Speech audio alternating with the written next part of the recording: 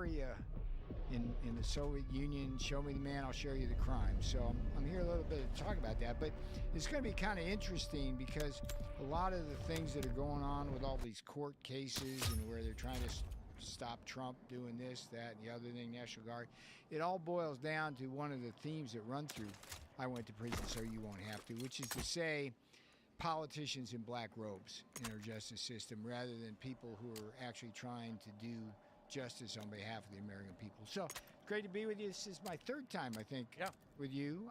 It's always a pleasure to come out. I was envious of your extensive collection of guitars. Oh, yeah. Extensive collection. And Indeed. I'm here with the guys and looking forward to the dialogue. Well, it's great to have you. You've got Shane hanging out. What's going on? It's great to be here with you, Peter. Thanks for joining us. I am the host of Inverted World Live. Tonight, I'll be running out of this room around 9:40 to host my show.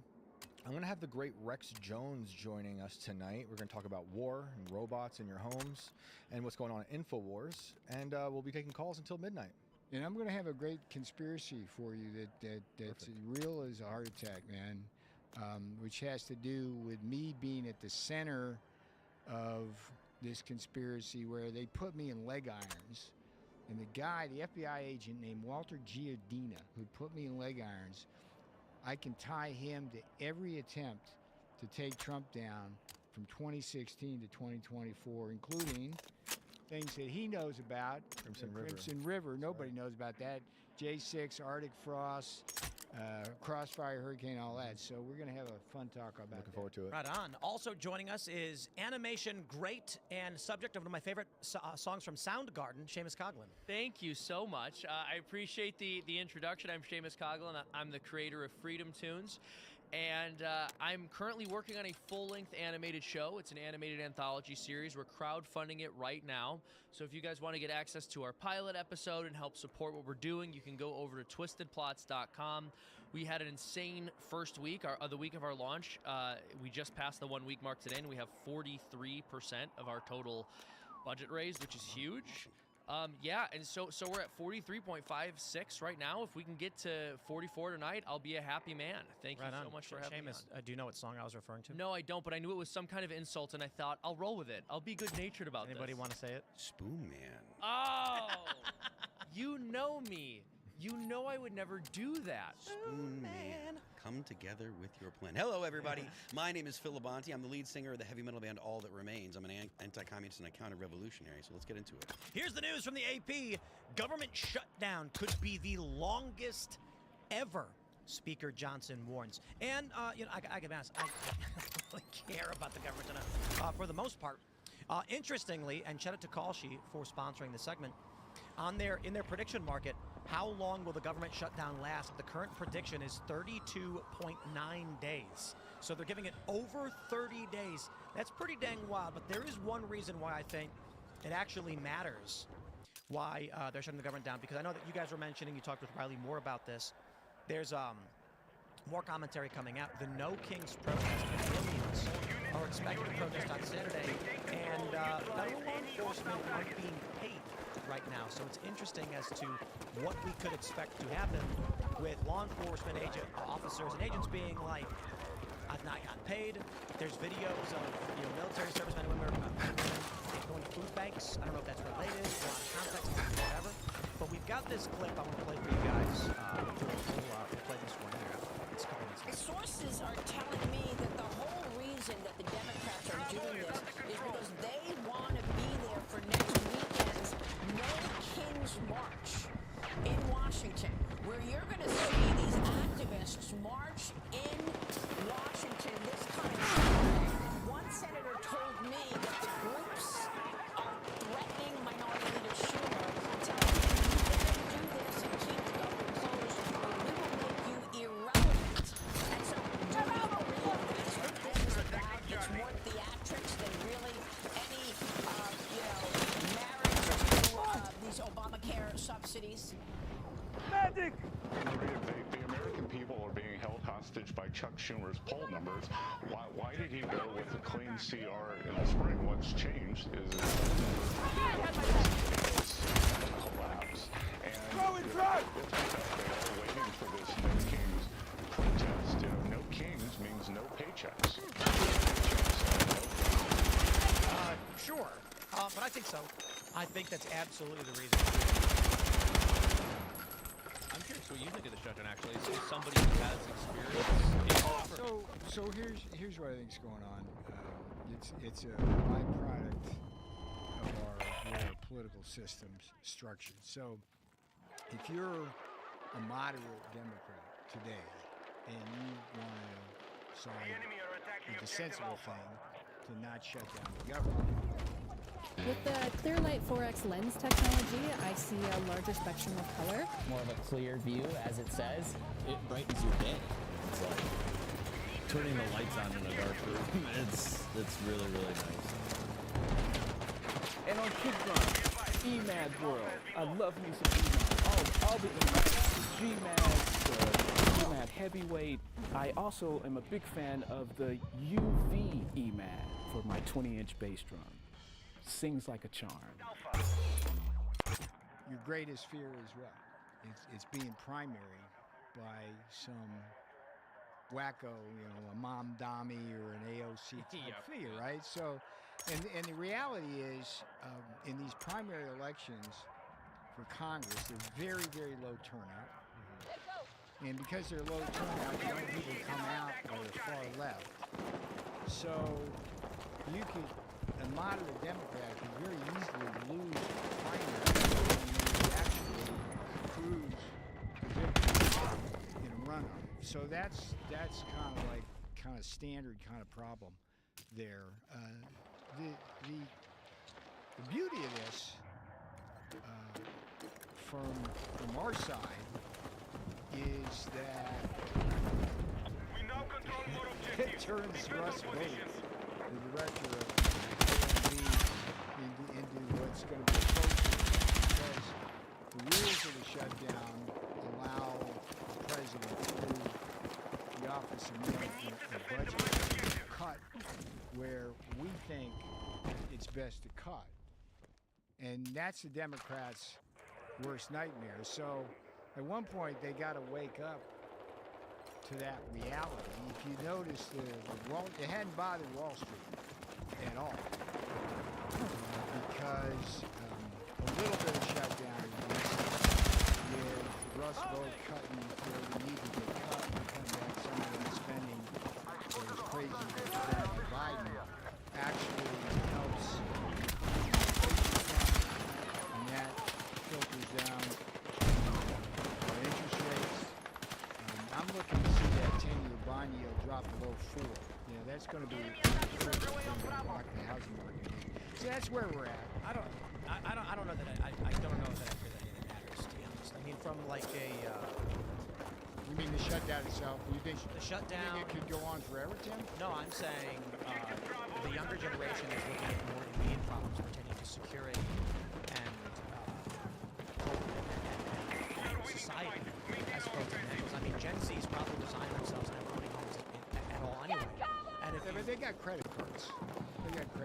yeah, I think the Gen Z credit cards probably just rack up the debt, never paid off. Yeah, well, it's a 20% debt. It's a little higher than the mafia. So I don't know. It's like interest rates affect you in a lot of ways. Let's say you don't have a credit card and you're never going to buy a house. The businesses that serve you, particularly the small ones, are stuck with these higher interest rates, and then prices go up. It's like if we're in I guess my point from the macro thing, Tim, is that if you're in a higher interest rate environment, it's very hard to keep those things. So that's kind of Right. But my point was that is the thinking of the older generation. That I would qualify for that. I would argue that Just to be clear, I'm not a day over 75. the younger generation doesn't have access to things. They don't have corporate security. They don't own homes. They don't own any kind of property. And so what we are seeing now is the conversation from younger people isn't really around the specifics of fixing policy. Younger people are more like, which revolution do you want? Do you want the communist or the traditional Western?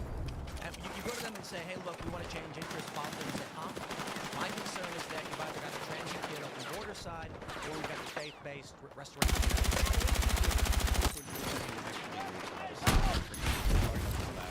Last week, AOC is likely to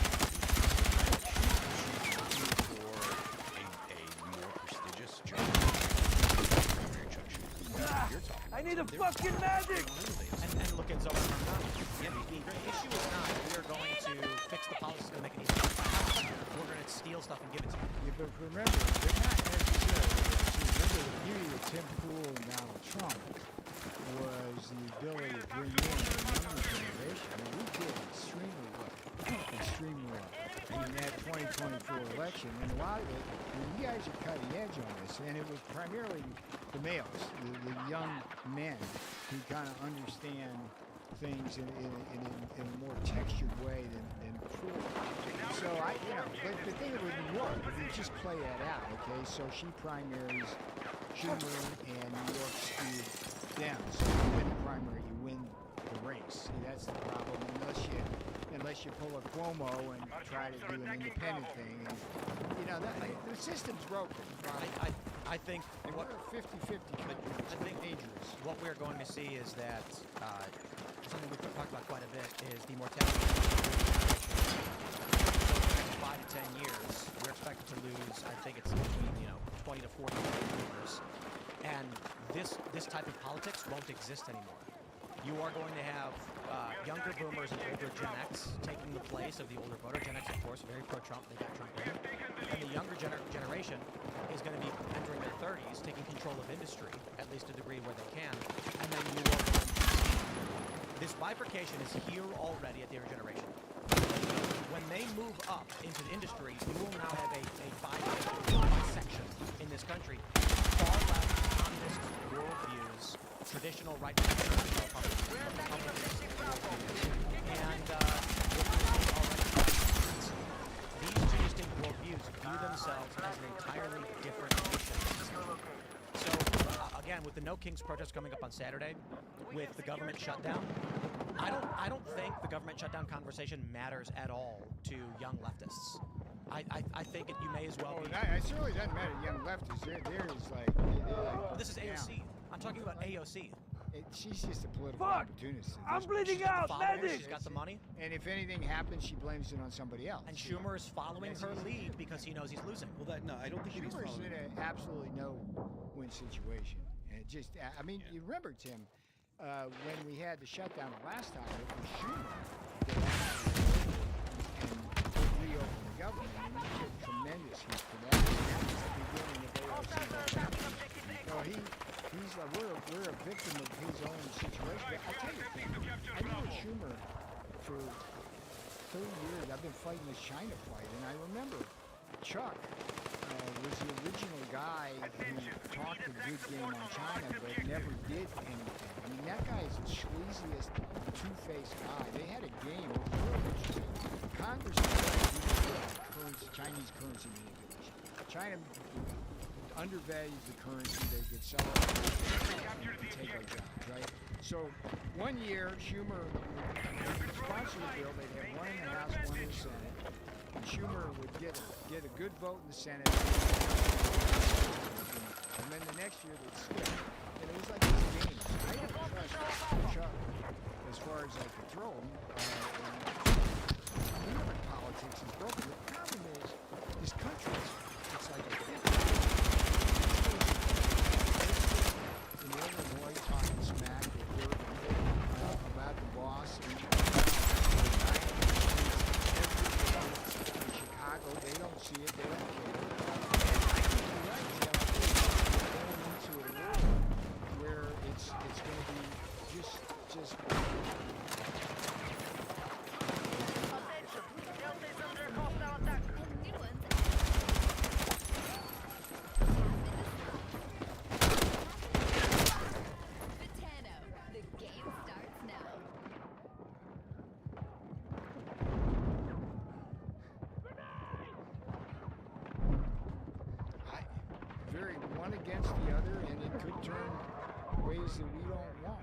I think it will. Let's pull up the story. We got some ABC Chicago.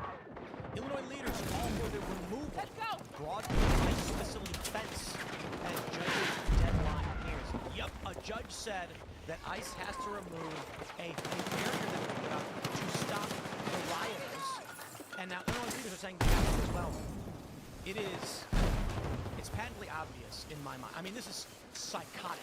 You have a federal law enforcement facility that is enforcing the law of the duly elected government, and they are facing riots, and the local government is siding with the rioters.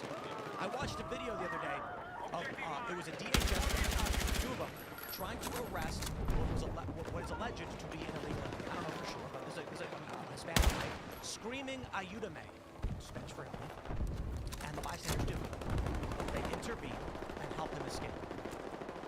That is where we currently are in this country, and I think people need to understand what this leads to. Another example here is this WGN producer who is on video laying on the ground getting arrested.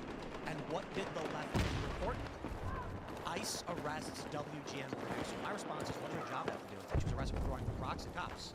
Right? If you're standing on the street and you throw a rock at a cop and they arrest you, you don't go like arrested by lawyer. Police arrested lawyer. So what we're seeing now is they don't care about what is or is not. They care about power. More importantly, the bifurcation in government is happening. There is no reason, in my opinion, to see why this would reverse. When the federal government says we're going to deport people, the Illinois government says tear down your fences, let the rioters in. We've got another video we'll talk about in a little bit where more conservatives are being arrested in Portland. And I'm seeing these people on X post, well, why are the police arresting the victims? Because these conservatives have not gotten through their head yet. The police are not arresting conservatives. The militarized force of the Pacific Northwest are arresting enemy partisans. That's it. That is not hyperbole. That is not exaggeration. I'm not saying civil war. I'm saying law enforcement are arresting their enemy partisans. That's what's happening. That's what we're seeing now. Where it goes when the federal government is now fighting with local law enforcement and government over how to enforce federal law, this is 1861 territory. This is very much Illinois saying your facility is forfeit, open your barriers. The federal government saying absolutely not. Not too dissimilar, though there is still a great degree of difference with Fort Sumter.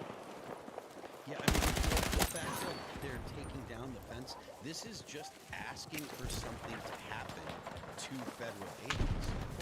Right? Like if they have barriers up, they're there to protect the federal agents and to allow the federal agents to control the rioters and protesters and stuff. You take that down, you're putting federal agents in harm's way. You're making it possible for the protesters and the Black Bloc and the rioters to actually attack the building itself. In Portland, when the ICE facility barricaded their windows with boards, the city filed a zoning violation saying they had to remove the boards from their windows. This is a federal facility.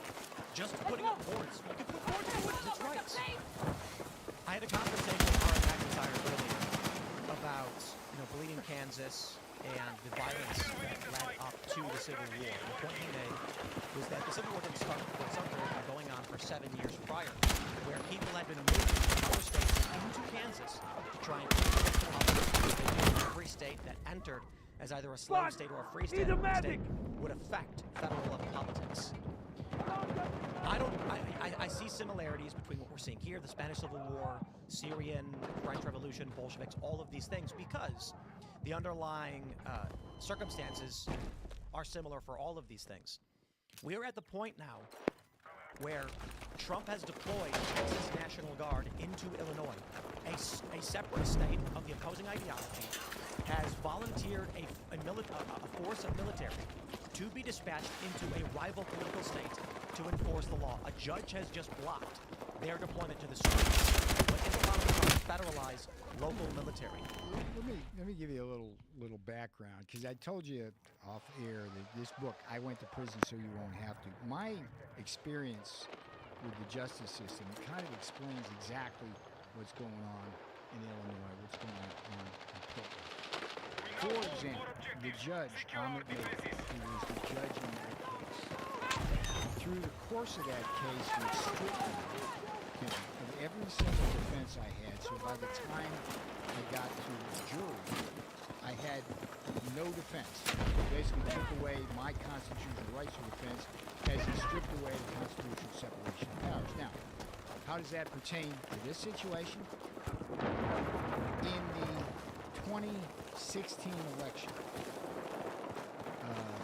in the 2012 election, when Obama was going for his second term, Ahmed Maida was what's called a bundler. You guys know what a bundler is?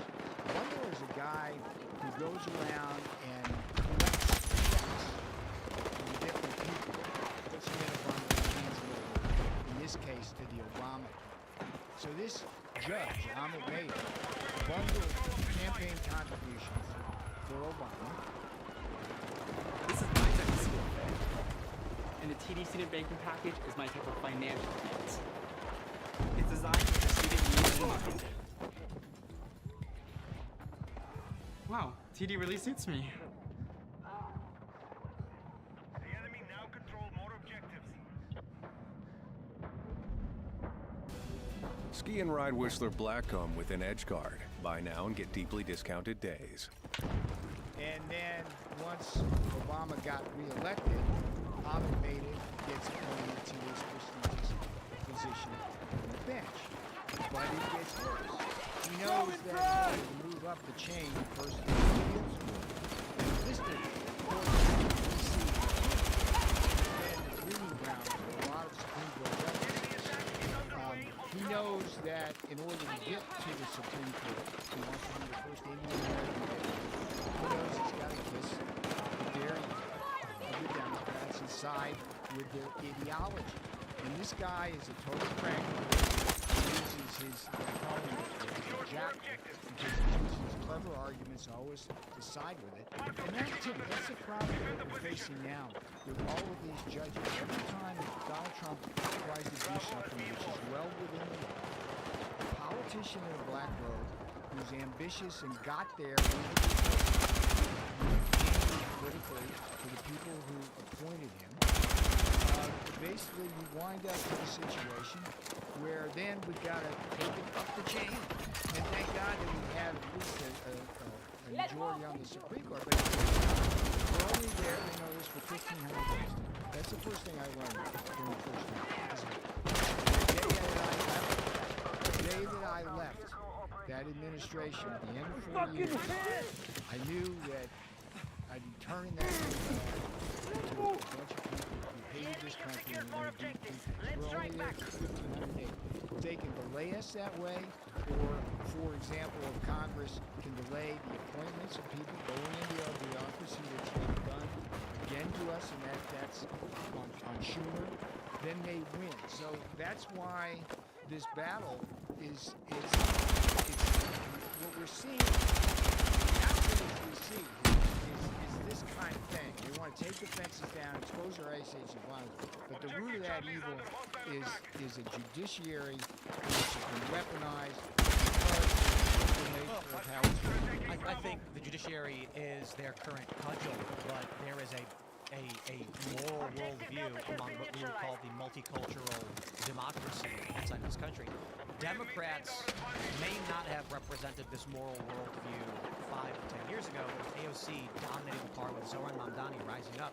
It has become apparent that as the younger generation gets older, inherits or seizes this power, more and more we are seeing a Republican Party that represents the constitutional Republic of America, and the Democrats that represent the multicultural democracy of America. Let's not forget the role of illegal immigration.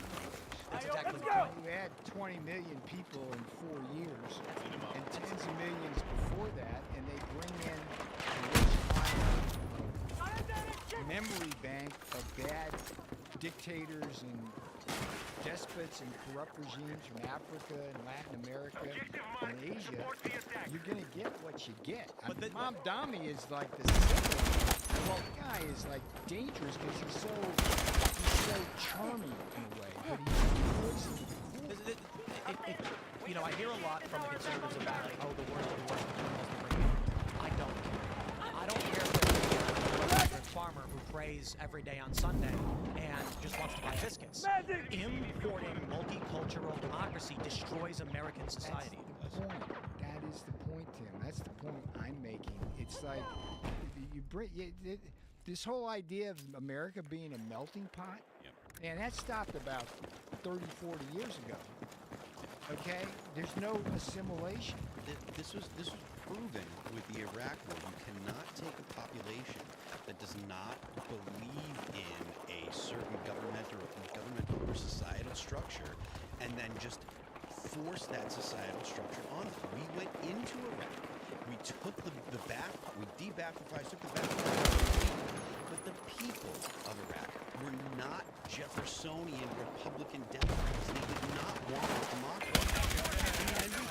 Yeah, it's 100% true, but the point that I'm making is the left doesn't acknowledge that the experiment was done and it failed.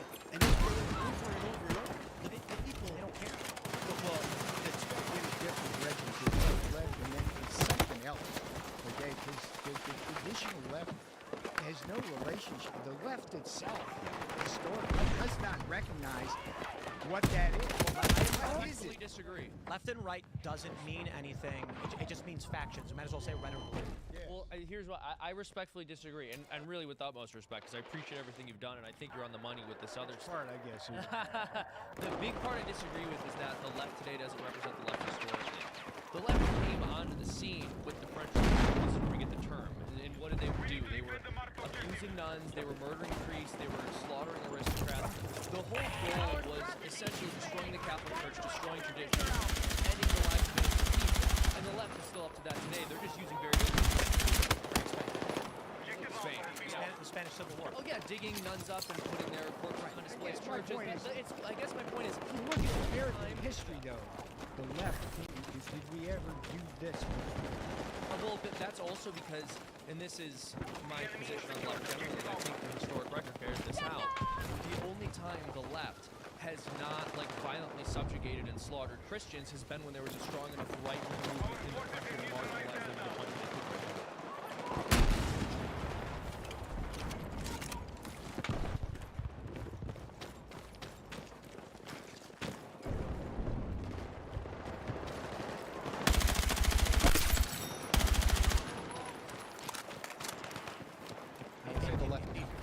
I said this last week. The left has a history of the Weather Underground, a lot of domestic Marxist terrorists, and this is kind of the foundation that is its violence. That's how they try to wield power. Let's pull this up. We've got this post from Mr. Andy No on X. On October 11th, Portland police arrested 2 conservatives near the ICE facility. A conservative activist was struck on the head with what is believed to be a rock near the ICE facility. He fell to the ground. The suspect fled and got away. While in the hospital, the assault victim, Brian Wesley Crowell Drugged, was criminally cited by police for 4th-degree assault, though it's unclear for what incident. Separately, a man named Harold Alston Smith was arrested and charged with 4th-degree assault. He allegedly got into a physical scuffle with a leftist woman who confronted him. The woman was not arrested. I'll also add Nick Sorter was physically attacked, and when he went to the police, he got arrested. Katie Davis Court was bashed in the face with a pole, injuring her face, and the police refused to arrest her assailant. Consistently, we are seeing responses to these stories from commenters and conservatives saying, why are the police arresting the victims? Perhaps at this point still, there are many conservatives that believe the police can never do anything wrong. But I will stress this point, it is time to realize what time it is. Donald Trump went on social media and said the governor of Illinois and the mayor of Chicago should be in jail. The governor responded with, "Come and get me."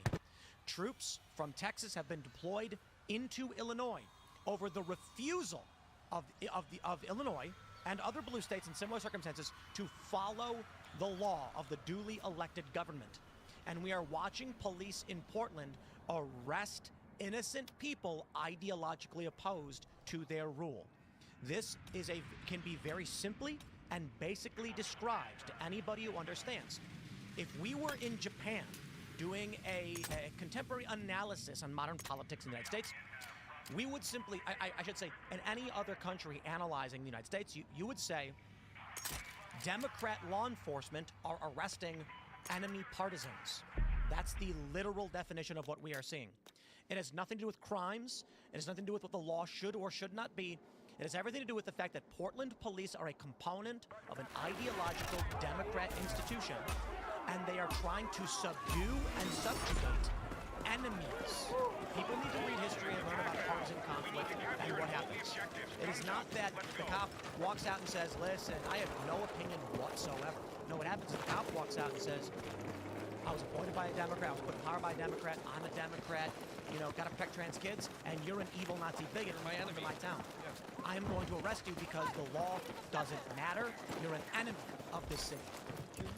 This is a good segue back to I went to prison, so you won't have to, kid. Let's talk now. And Merrick Garland didn't go to prison. He did not go to prison. For the same thing. Now, here's to your point. Okay, let's think about this. I get arrested in a circus arrest at the Reagan National Airport. 5 armed FBI agents. Just a dozen agents were involved in surveillance. Dozens of for a misdemeanor, and I live literally right across the street from the FBI, and I told him, if you need me, just give me one. Okay, now, that's the setup. Now, the guy who led that was a guy named Walter Giardino. And whistleblowers have released documents through Senator Grassley's Judiciary Committee that trace this guy Giardino every single effort to take down Donald Trump in 2016. You guys know better than most of this country what the Steele dossier is. That's the fake dossier that tried to tie Donald Trump to Russia that Hillary Clinton paid for. Who was the FBI agent who vetted that dossier and said it was real, not fake? Huh? One of them, Walter Giardino. This was back in 2016. It starts there. He was on that begat Crossfire Hurricane, which was that whole investigation which begat the Mueller report. Now, all of that gave the power to the FBI and the Department of Justice to go out and subpoena records and do this, that, and the other, surveil, all of that stuff. And then on top of that, and Shane is the only one who knew this, there was another operation called Crimson River. Sorry, remember that? Yeah. Now, that was really interesting because that was basically a fishing expedition for subpoenas, surveillance, phone records, Giardino in charge of that, and then we go to Artis Cross, which was the biggest of the J6 investigations, which again, got fired. Okay, what's going on is he did get fired a couple of weeks ago. But I'm hoping that we're going to get more documents from whistleblowers that's going to dig in even deeper. Here's the even funny thing here, and it's dark. I found out that his father was a guy named Potts. Why does that matter? Potts used to be the deputy director of the FBI. He was the head guy during what? Ruby Ridge and Waco. Oh, wow. Okay? You can't make this shit up. Okay? So, so I mean, you can imagine those dinner table conversations, right? So my point here, Tim, is that these agents and the people who are running this whole thing on behalf of these politicians, it's like they just want to get us. And I went to prison so they don't have to. It's basically a call to like a wake-up call. There is the bureaucratic state. The concern that I have is, one, we see what Democrats do with power. You went to prison, and Merrick Garland did not. And I'm going to sit here right now and look at the camera and ask Pam Bondi, Kash Patel, Dan, anybody, to maybe, can they still put the charges against them? Is it they can. And okay, lock the guy up. Let's him at a time that Peter went to jail for. Get him at an airport. The whole point, Put him in light shackles. one of the key takeaways from I went to prison so you don't have to is this. If we don't hold them accountable, they will do it again and again and again. And so what we have to do, what we have to do, yes, I'm all with you, Tim. No, but People investigated, subpoenaed, and if they did what they did, and I know they did it, put them in jail. But let me just clarify. You say if we don't hold them accountable, again, I have to clarify.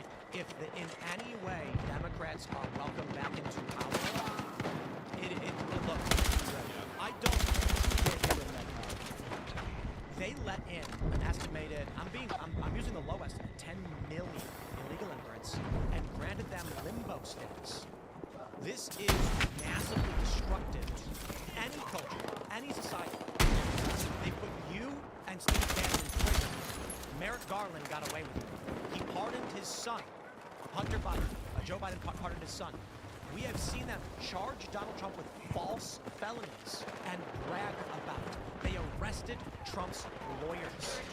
This is the most shocking and outrageous thing people need to understand. The Democrats in, I think, what was it, Wisconsin and Georgia arrested Donald Trump's lawyers for daring to give him representation. You had, what was the name? Jenna Ellis. Jenna Ellis, was that right? Yeah. She was charged with 2 counts of RICO. Why? Trump had requested that she, as a lawyer, draft a letter. She did.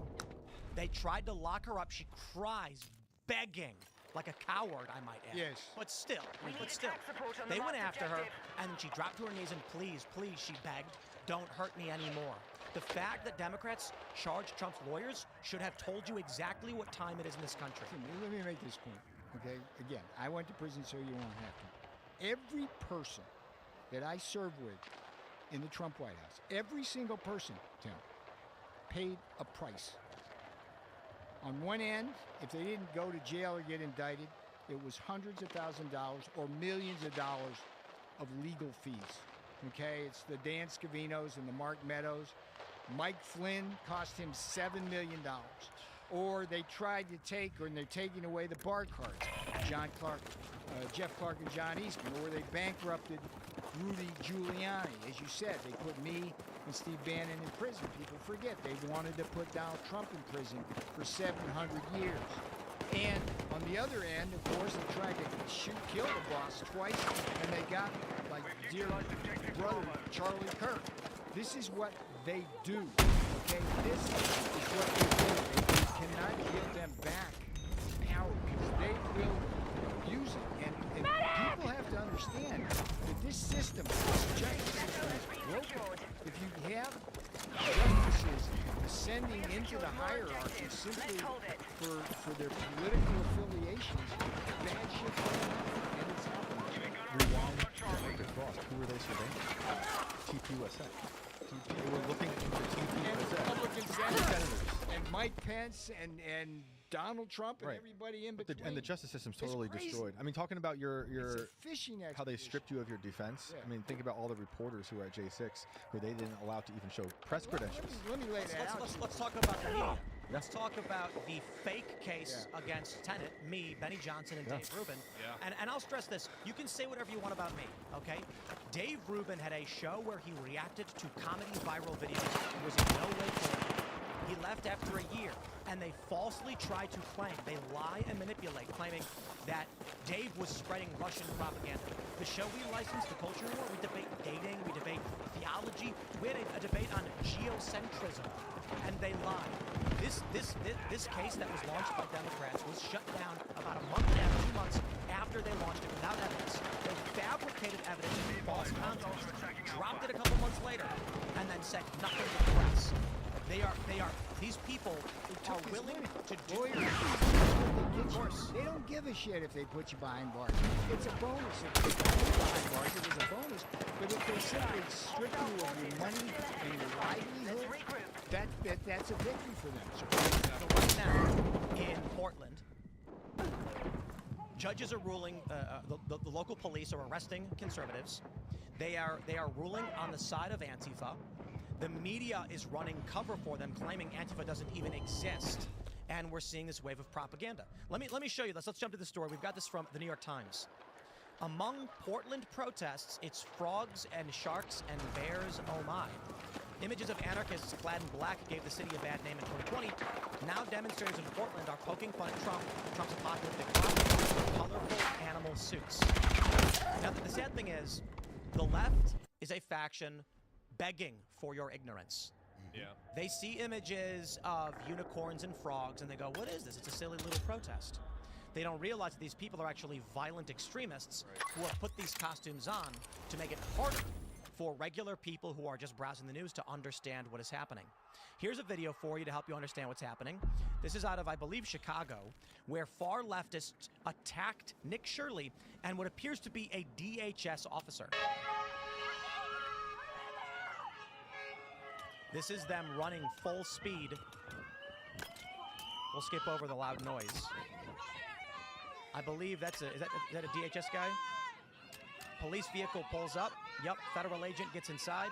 Nick Shirley jumps in as well. Smacks the vehicle. Mexican flag. Yep. Let me tell you guys. I'm going to bring the point up again. We talked about it a little bit earlier in the show when I said I don't care about the worst of the worst criminals. There's a story right now that Democrats are sharing about some Indian guy who went to jail wrongly for 44 years, was just exonerated. And upon being exonerated, he was then quickly arrested and sent to be deported back to, I think, India, where he hadn't lived since he was like 9 or 9 months. I don't know. The point they're making is because this person was wrongly imprisoned and in prison, he is now no longer subject to the law. What we are seeing is, I describe this as the I Am Legend phenomenon, which I've used as an example a million times, probably somewhat incorrectly, but the analogy I use still stands. Simple version is, a guy is a vampire hunter. He goes during the day, finds the vampires in their coffins, stakes them and kills them. Over a long enough period of time, the vampires keep spreading, he's losing his battle. Eventually, one day, every single person in society in America are vampires. He is now the strange creature. They tell stories of the evil boogeyman who lurks during sunlight when no one's awake and kills you in your sleep. He has become the monster, despite at one point being the hero of a society. What we're looking at with this video of them with Mexican flags smacking a police vehicle, or in the video described earlier where the alleged illegal immigrant, so we don't know what the resolution of this case was, is screaming "Ayúdame," and they actually intervene and help the man escape police. DHS gives up and walks away. Yeah. You are seeing people who are outright saying, your police have no jurisdiction here. We don't respect their authority. We don't even view them as meaningful law enforcement. If you bring in, let's put it simply. It's the analogy I use for roommates all the time. Okay, you and your roommate every Friday. You say, "What do you order for dinner?" And then you discuss it. You decide to order pizza. Bring in 5 people from Chinatown, and they say, "We want orange chicken." And then you're like, "Well, it doesn't matter. You're not eating pizza ever again." Your will is no longer relevant because the majority has told you what they will take from you. With what Biden did, and not just Biden, but to an extent Obama, with what Biden did in the past 4 years, bringing in 10, and the high estimate is 20 million people. You now have so many, you think it's 20s, so many illegal immigrants in Chicago, for instance, that when ICE shows up with 5 guys to be like, we're going to arrest this illegal immigrant, 300 illegal immigrants go, no, you're not, he's our neighbor. You don't operate here anymore. Zoran Mamdani, a great example, in his campaign said, we will protect our community from them. Outright saying to the natural American voter who voted for Trump to enforce the law, we are not a part of your country. We are not one with your people. The illegal immigrants are us, and we are taking power in your cities, and we will stop your president from enforcing the law. The most frightening thing I saw when Biden was in office, from a macroeconomist point of view, was official government statistics coming out, basically saying there'd be a certain amount of jobs created. But the net was this. You had 500,000 American citizens losing their job, and over 1 million, close to 2 million, illegal aliens taking those jobs. How does that happen in this country? And it's not just the jobs they take, it's the wages that they depress. I mean, from my point of view, what I do in the White House, it's like manufacturing and job creation. It's like it's the worst nightmare when you're trying to create prosperity in a country and you're bringing in an unlimited source of labor supply to bid down and push people out. I mean, come on. It's just...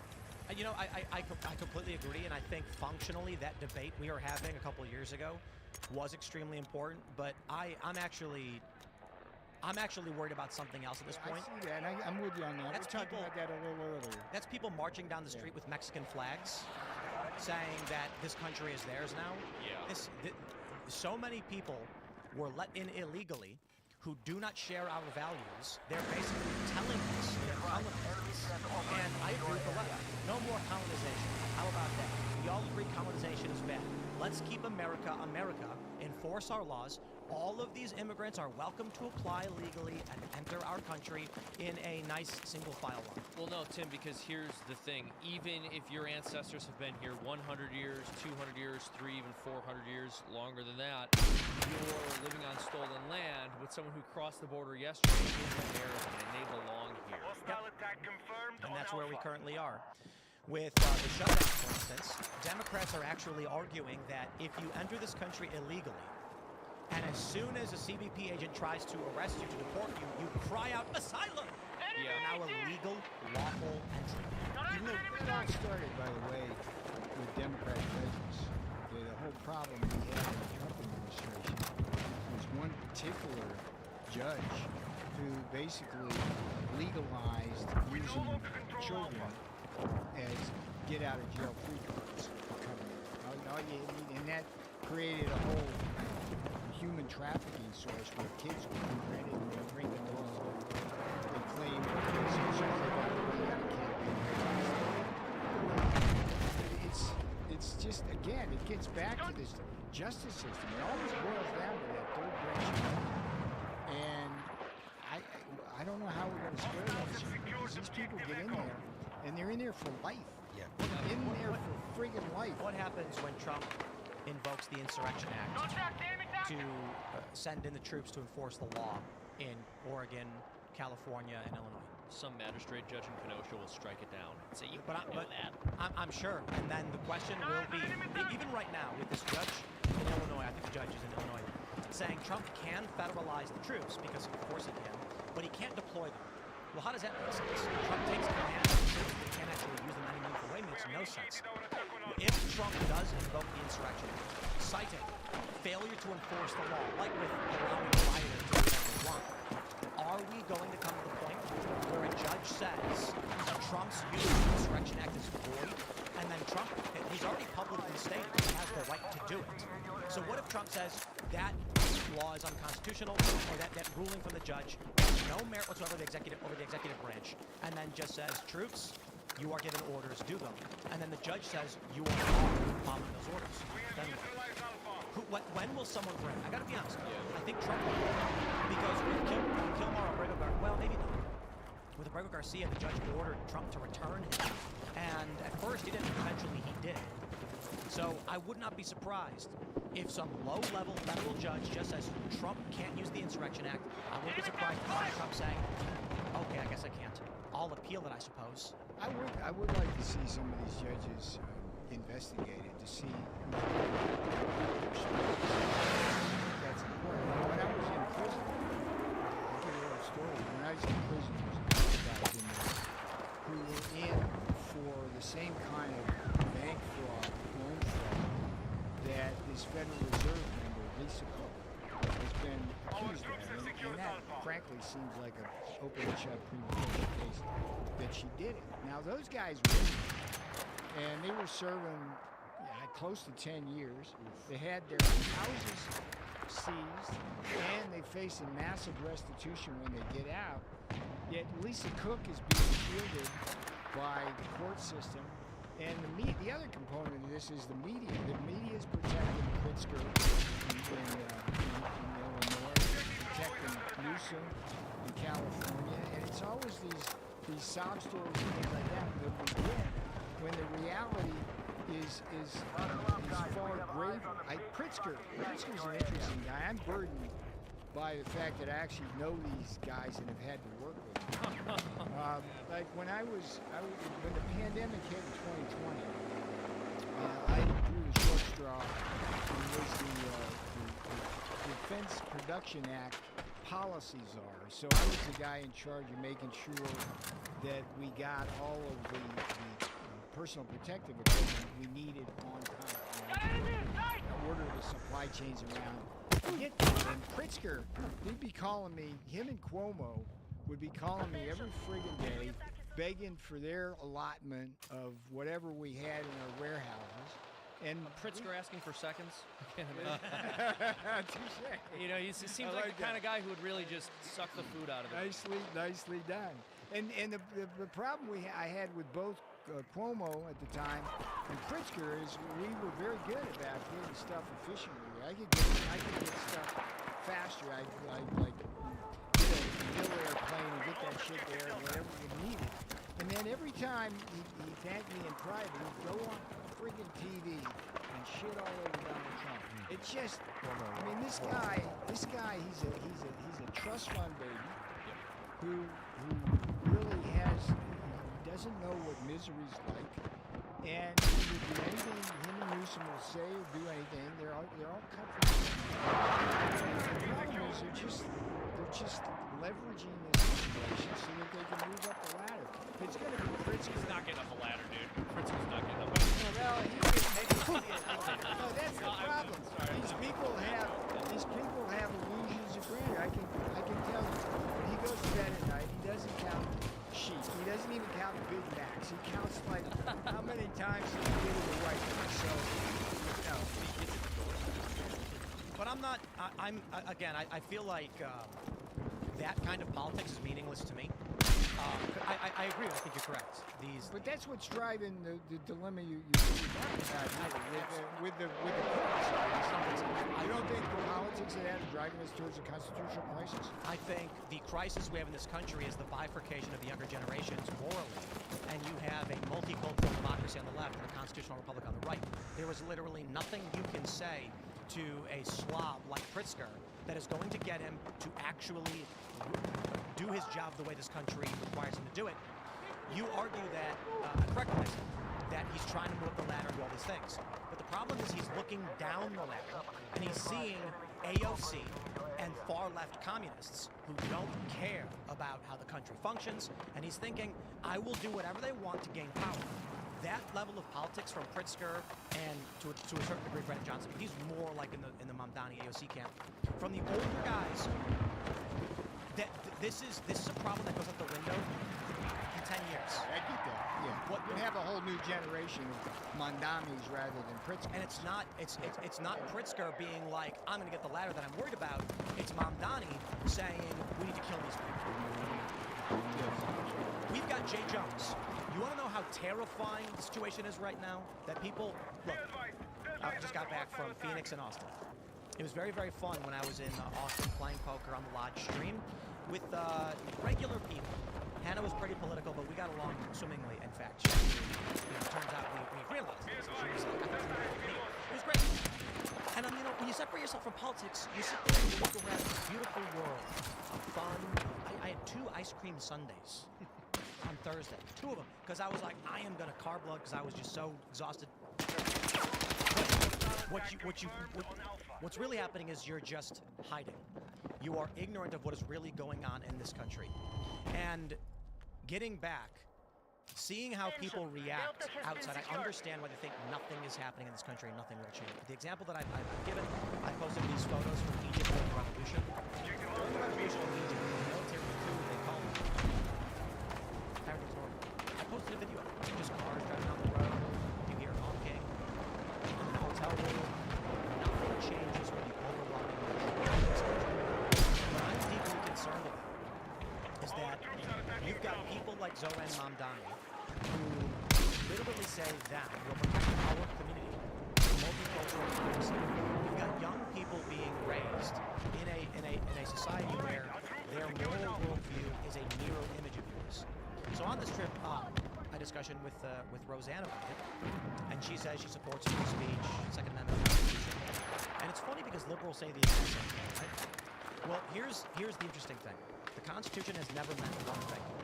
When the Bill of Rights was ratified, free speech did not mean blasphemy. You went outside and blasphemed, you got arrested. Where's my free speech? Right? They insist. Now we have some version of it that the right agrees upon. Even Christians allowing people to blaspheme and curse and be obscene in their language. The left says, I believe in free speech. What does that mean? It means no hate speech, of course. Don't be offensive to marginalized groups. That's the First Amendment. I believe in the second is that a government-regulated militia can have guns. We understand they think those things, they make those arguments. But what happens when that group is totally bifurcated from the right and thinks that Trump is in violation of the Constitution. He's not. Trump is upholding the Constitution as we know it. When they get in power, they violate the Constitution as we know it.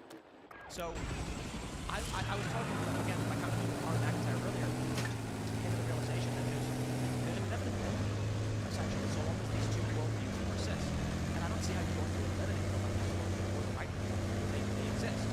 That is, would any of us tolerate another 4 years of multi-million nonsense being left in this country? An action like what we saw under Biden was only tolerated because the people of this country believed that we could do this, that the problem could be solved. And so Trump ended up winning popular vote. Canadian Tire just finished up by Petro-Canada and Gas Plus. Republicans won in Congress by a slim majority. They won the Senate. That's important. If the Democrats want to get in power again and reignite the policies, I hear the words. Now let's think about the inputs. Are Democrats going to sit by with 20 million immigrants and allow the military to enter their states or be commandeered from Donald Trump to start arresting and deporting these people? Even Joe Rogan and said, let them stay. Yep. Yeah, they still have a fire contract with the No, I think, I think with all due respect, I think Joe understands the times. And I don't want to, I try to be diplomatic. And so I always try to give grace to Rogan for what not just in helping me with my show, my career, my life, really good dude. All that being said, because he's a prominent personality in this space, I think it's important that I provide critique where I think things do. And I mean this with the utmost respect to a very good man. I think he's saying these things because he's terrified of the police. And they literally killed Charlie Kirk. And Benny Johnson looked up the story from NBC News. DOJ charged him with sending threatening letter to pro-Trump influencers. And Biden announced the charge at a news conference in which Johnson argued that violence had been mainstreamed by the Democrat Party. I have received a plethora of Democrats myself and have been in contact directly with the FBI over the weekend, answering questions about what is currently going on because we are getting a large amount. One was very particular, credible, and with a little bit, it's basically, I don't want to be clear because I don't want to investigation, but they said they were going to come here and they were going to turn me into a Charlie Kirk case. My point in the previous episode, they're just tuning in now. Joe Rogan is saying, have a heart. These ICE policies don't work. If someone's been here for 20 years, just let them stay. My personal opinion, with all due respect to Joe, is that, and this guy backed Trump. Trump is using military now, the Marines and National Guard in California to shut down child slavery on a marijuana farm and to defend federal buildings. Now, I think it is morally clear. California had child slave labor on pot farms. If Trump wants to send in the Marines to go do that, I stand and applaud shutting down child slavery that has been allowed to run rampant. But Democrats are claiming it's Nazism. It is the SS. It is the Gestapo coming in, hunting people down in their homes, kidnapping their neighbors and black bagging them. And I think Joe, very smart man, recognizes more than most what's currently happening in this country. So when he says, have a heart and let him stay, he's engaging in what I have referred to as to play on Pascal's wager. We can call it Trump's wager. Or maybe Seamus can have a better name for it. Seamus, do you want to explain Pascal's wager real quick for everybody?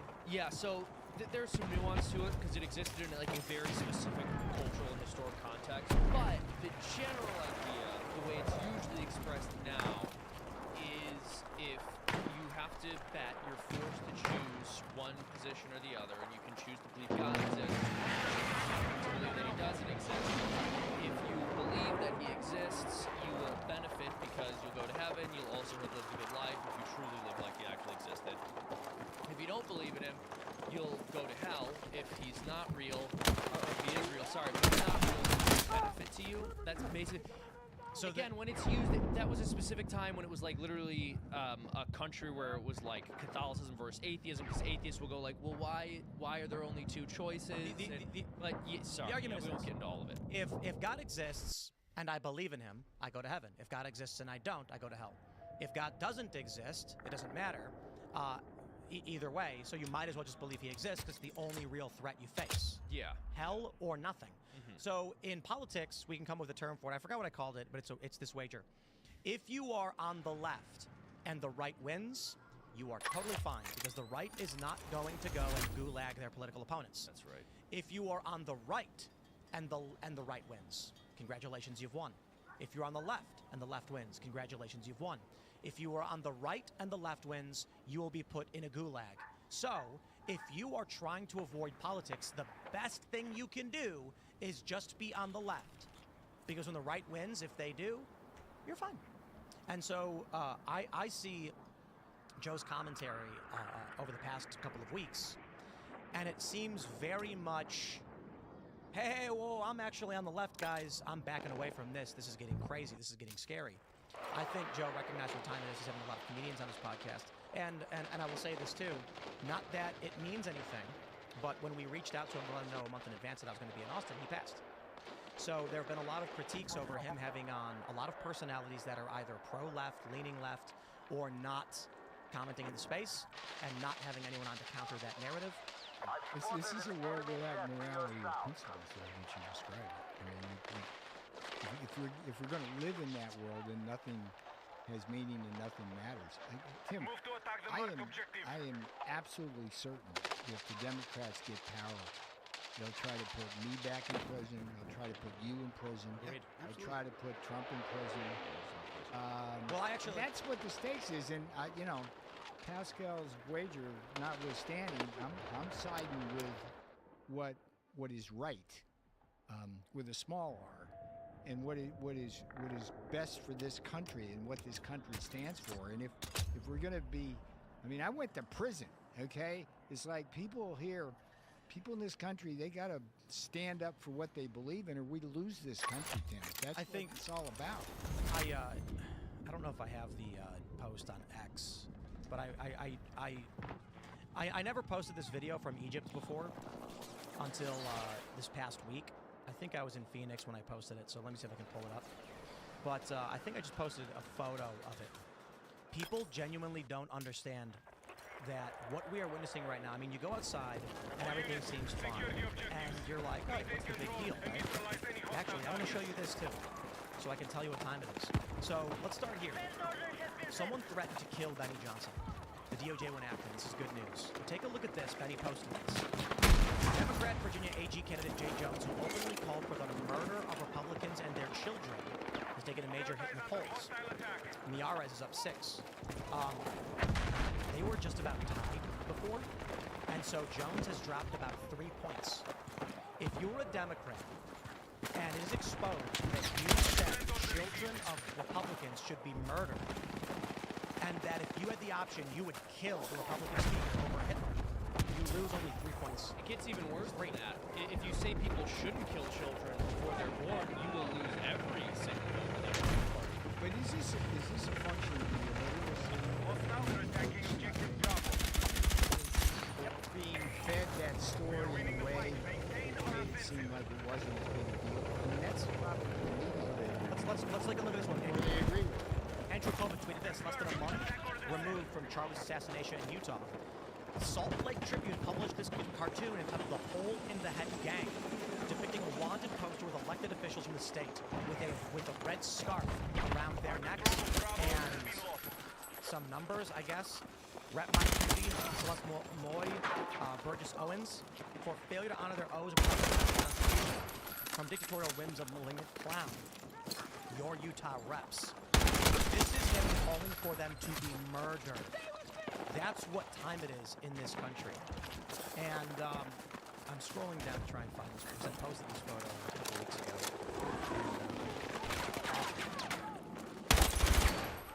I have to go back in time pretty far to find it. Seamus, say something funny. This is not going to be funny. Come on, Tommy, man, make us laugh. This kind of goes back to the thing that I was saying earlier, which is the left has essentially always existed to justify like the slaughter of innocent people and children and Christian children. But the left in the U.S. hasn't hasn't been like this possibly since the 60s and late 60s, early 70s. It really did.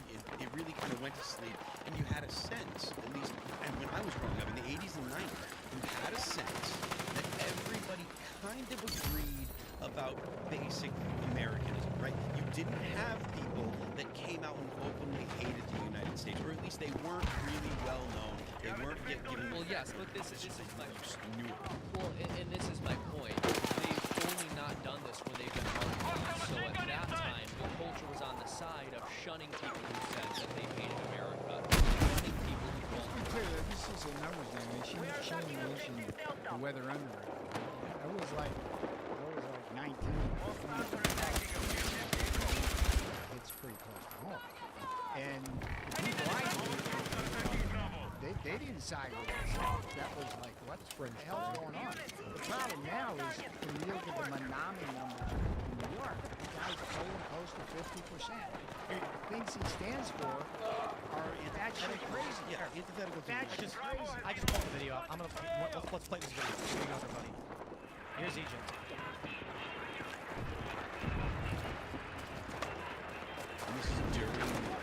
This is the day of the Second Revolution. So let's put it together.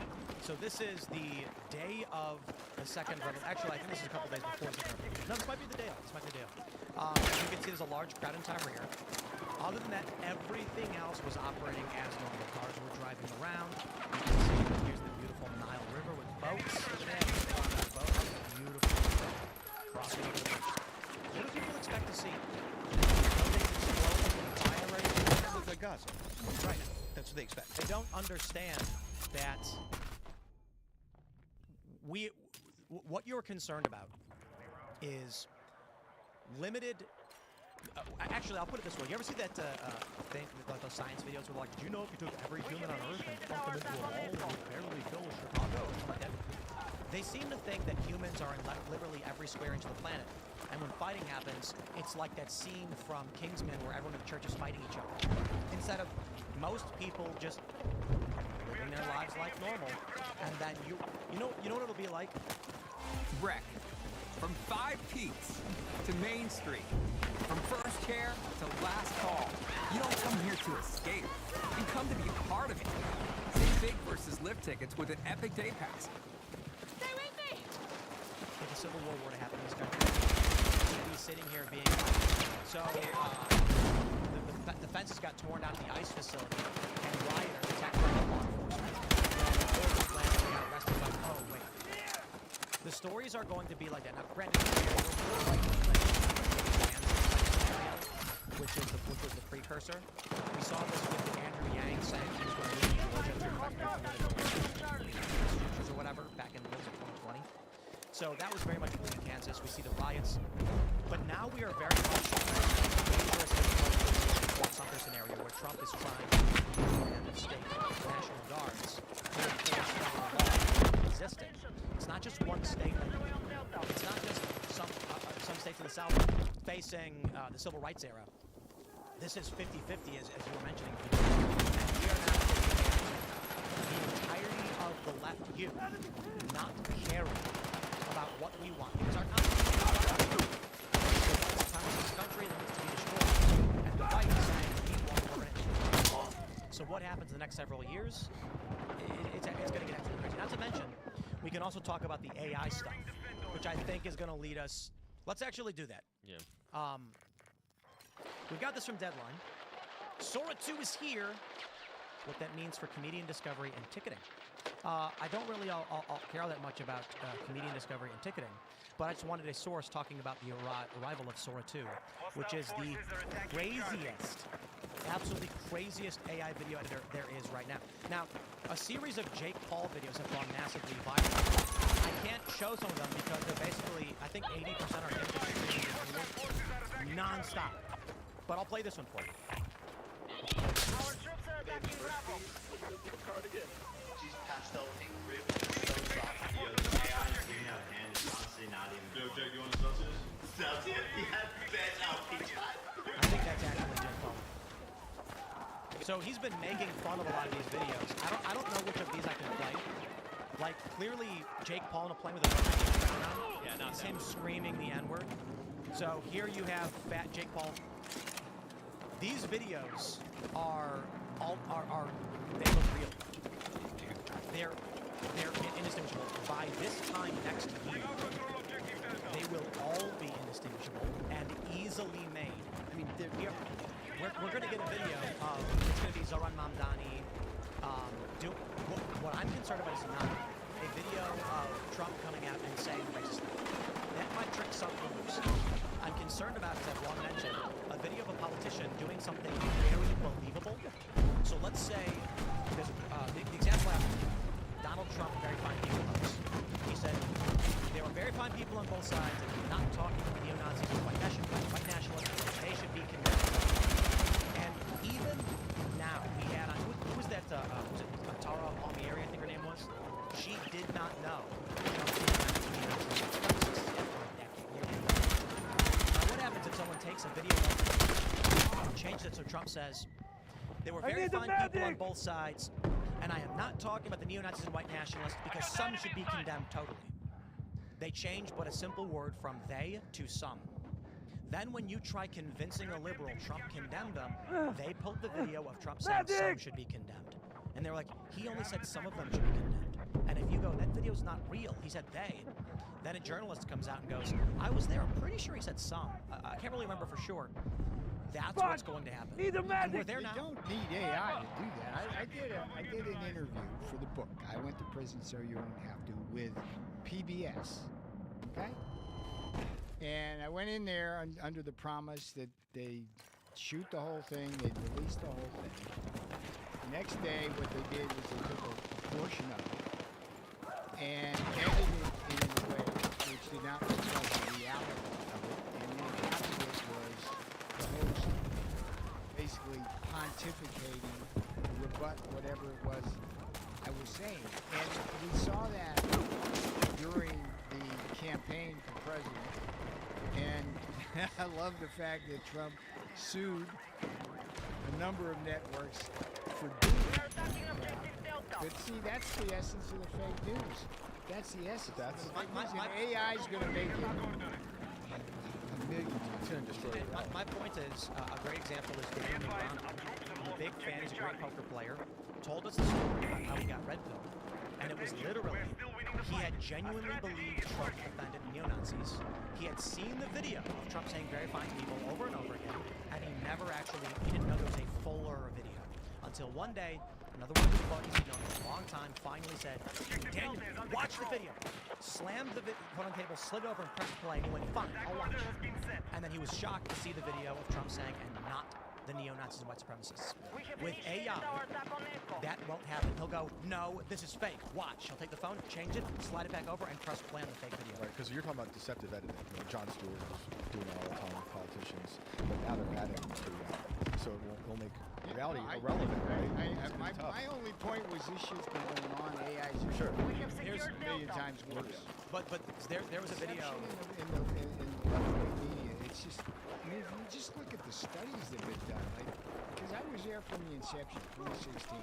Like, my role was to go talk the economy. It was an eye-opener. I'm a professor. I live in a world of facts, truth, and reality. And I'm seeing all this stuff. What are you doing? And then it's like, what do they find? I saw 92% of the media coverage of Trump in the first term. Build a website you love with Wix. For your opportunity, your breakthrough. Feeling a vibe? Run with it. From can't look away to gotta have it. Make every detail yours. Bring out what's hot. Remove what's not. Crystallize it. Instantly set a tone that speaks in your voice to your audience. Come on! Keep moving. Your site grows with you. Solutions that meet you where you are and take you where you want to go. Smooth to make, easy to love.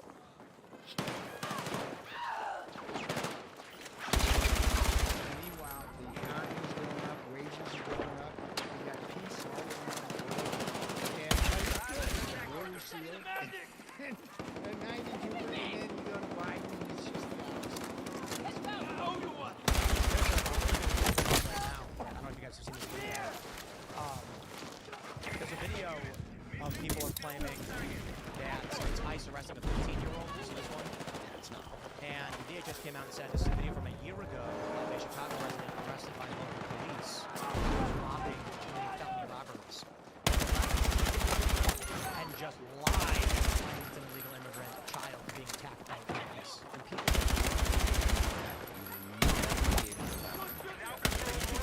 as much as like AI is a problem, you said like people are these videos didn't have the source of water, and there was a video that confirmed my opinion, something that made Trump look bad, something that made Biden or Newsom I'm bleeding look bad. out, medic! The people that view them, they're not gonna believe that it's anything other than the truth. You're like, no, look, it's AI. They won't believe it. And to be honest with you, I imagine there are people that even if it had the Sora watermark on it, they would still say, well, that's probably true. I think that probably, like maybe they put the watermark. Maybe it's actually real. Because he's small. 100%. People believe in the book. A little dirty little secret. It's like when you look at the people you actually see on TV. The even bigger part of the problem is the producers and They gatekeep reality. they drive all the stories. Drag out! The anchors actually do their homework. I was in New York for the September 11th. My fiance over here. She was at World Trade Center for the day of 9/11, so we went to the ceremony. I met with the New York They asked to hear about trade policy. I need a fucking magic! 20 others there. And the last thing I said to him as I left, I said, I got this book coming out. I went to Bruce and told you don't have to. Would you do me a favor this time? Would you read it fairly? These first two books I wrote on Trump should have been on the bestseller. Should have been on the bestseller list. And sure enough, this time around, we did the numbers on it. This thing should have been on the top 15, and it wasn't. And again, why am I telling this story? Because this is what the fake news does. They suppress us. Well, so right now, Congressman Raja says, in fact, the video is of us. Magic! And when you actually Google search it, you can't figure it out. And so we're already at this point where the best understanding that I have is that the left is just lying about it. Because no one is explicitly stating this is ICE. They're saying we say things like police were in Hoffman Estates. ICE was seen near Hoffman Estates in this area. So, well, others saying this is a video of local people. The law enforcement people aren't there at DHS. They're right here. To remember this. So, the same problem. You get on ChatGPT and you try to get a proper read of an issue, and it's like it hallucinates. Point of view. It doesn't tell you proper history. They put shit in that isn't necessarily fact. That's what we're up against. And it's weird because we are a 50-50 country, but at the end of the day, I think that we're way over 50 in terms of what we believe is consistently resonating with public opinion, yet it's not reflected by the mainstream media. Yeah. It's nothing mainstream about the media. Let's call it the legacy. What do you guys call it? Legacy is what we call it. Corporate press, legacy media. I last time I was on Rogan, actually, he asked me about the AI video, and I said, all the things to get wrong. I got this one dead wrong. I was like, no, I don't think so. I think we see fake videos and out of context stuff all the time. People are going to fact check it. But the new Sora 2 stuff is so absolutely realistic. I was hanging out with Michael Meltz in Austin. We were going through videos, and some of them are really obvious. Like when Hitler and Jesus are having a lightsaber duel, I think it's pretty obvious it's not real. There are some videos where, I mean, it is absolutely insane, where Goku is fighting anime Hitler, and it looks real. apparently people have been using Sora 2 to make full episodes of South Park, and it is crazy. They animate second by second, scene by scene, and it makes it. It gets the voices perfect. That's how crazy this stuff is getting. I didn't know the extent we were going to see this stuff, and I mean, it is going to get absolutely bonkers next year when the videos are better than they are now. So anyway, I digress. When we were hanging out with Mouse, some of them were obviously fake, and then there was one where it was like a guy in a fast food restaurant. It's like a guy in a fast food restaurant talking about how he's ordering a meal they had, and it just auto played. And then Michael was like, wait, that one was AI? And I was like, yeah, bro, that was AI. The one that was, so the point is, if you go on Sora and say Jake Paul, right news cycle across a typo, people already know it's fake. But if you made a video where it's Jake Paul buying a sports drink and then saying hello to a fan, people won't know it's real or not, because it's extremely incredibly plausible. That's real. They've been injecting those types of videos, not even AI ones. Like every viral video, in my opinion, that you see on Twitter that happens on an airplane, they're all all staged. It's like some CIA laboratory where like just do something crazy, just like politics, and it's almost over. The fake one that goes viral every day of the guy who gets threatened to get kicked off the plane because he won't give his name, but he's got a badge. Right. And it's just all fake. They started with these fake high school videos where the teacher does something and the student is lit, and it's clearly a rented boardroom where they're just actors faking it in videos. Lee Gomez started all this. I think the guy. I think she faked it for a little. The guy with the burner effect, where nobody really reads anything in depth. That kind of product, and there's nothing. We do have to jump to this one story, which is less news than last report. This is from the Express Tribune, Coach Maine, and Lily Peachy canceled the podcast episode of Hassan amid the animal abuse scandal. So for those that didn't know, for the past several days, a video has gone viral that many claim shows Hassan Piker shocking his dog with a shock collar for getting up and moving off of her bed during the stream. Hassan denied this by showing a vibration collar that clearly has a charging point and electrolytic what appears to be prong ports for the electroshock collar. Well, this has to be viral because he denied it. Here's a video saying here's a 4-hour time lapse of the dog getting shocked every time she tries to leave outside of the view of camera. I'll play this video because I think this video actually has the point in question where he electrocutes the dog, or is it allegedly? Of all of America's much more consequential violence, okay? It's the same reason as to why America, Kaya, please just fucking go, stop. So you can see that. Now, why did that dog suddenly experience pain? He reaches over, and hey, Peter, if you're gonna get, you're gonna hear it. He reaches his left hand over, and then you hear the dog yell and go back and sit down. And now we have an update from live stream fail. It says Hassan notices shock collar remote on his stream, and oh boy, here's the stream. Apparently, right here in the bottom corner is the shock collar remote.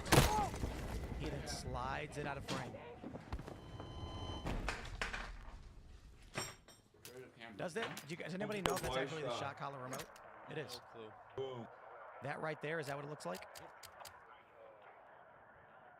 Well, apparently that's it. So, I mean, look, at this point, come on, the dude's electrocuting this dog. So, we did a cartoon about this that we released this past Friday. And it did pretty well, and on Twitter it actually went pretty viral. And so some of his fans found it, were not happy, but it is genuinely some of the most hilarious criticism I've ever gotten. In the video, I said, in the video I think we called the dog a boy, and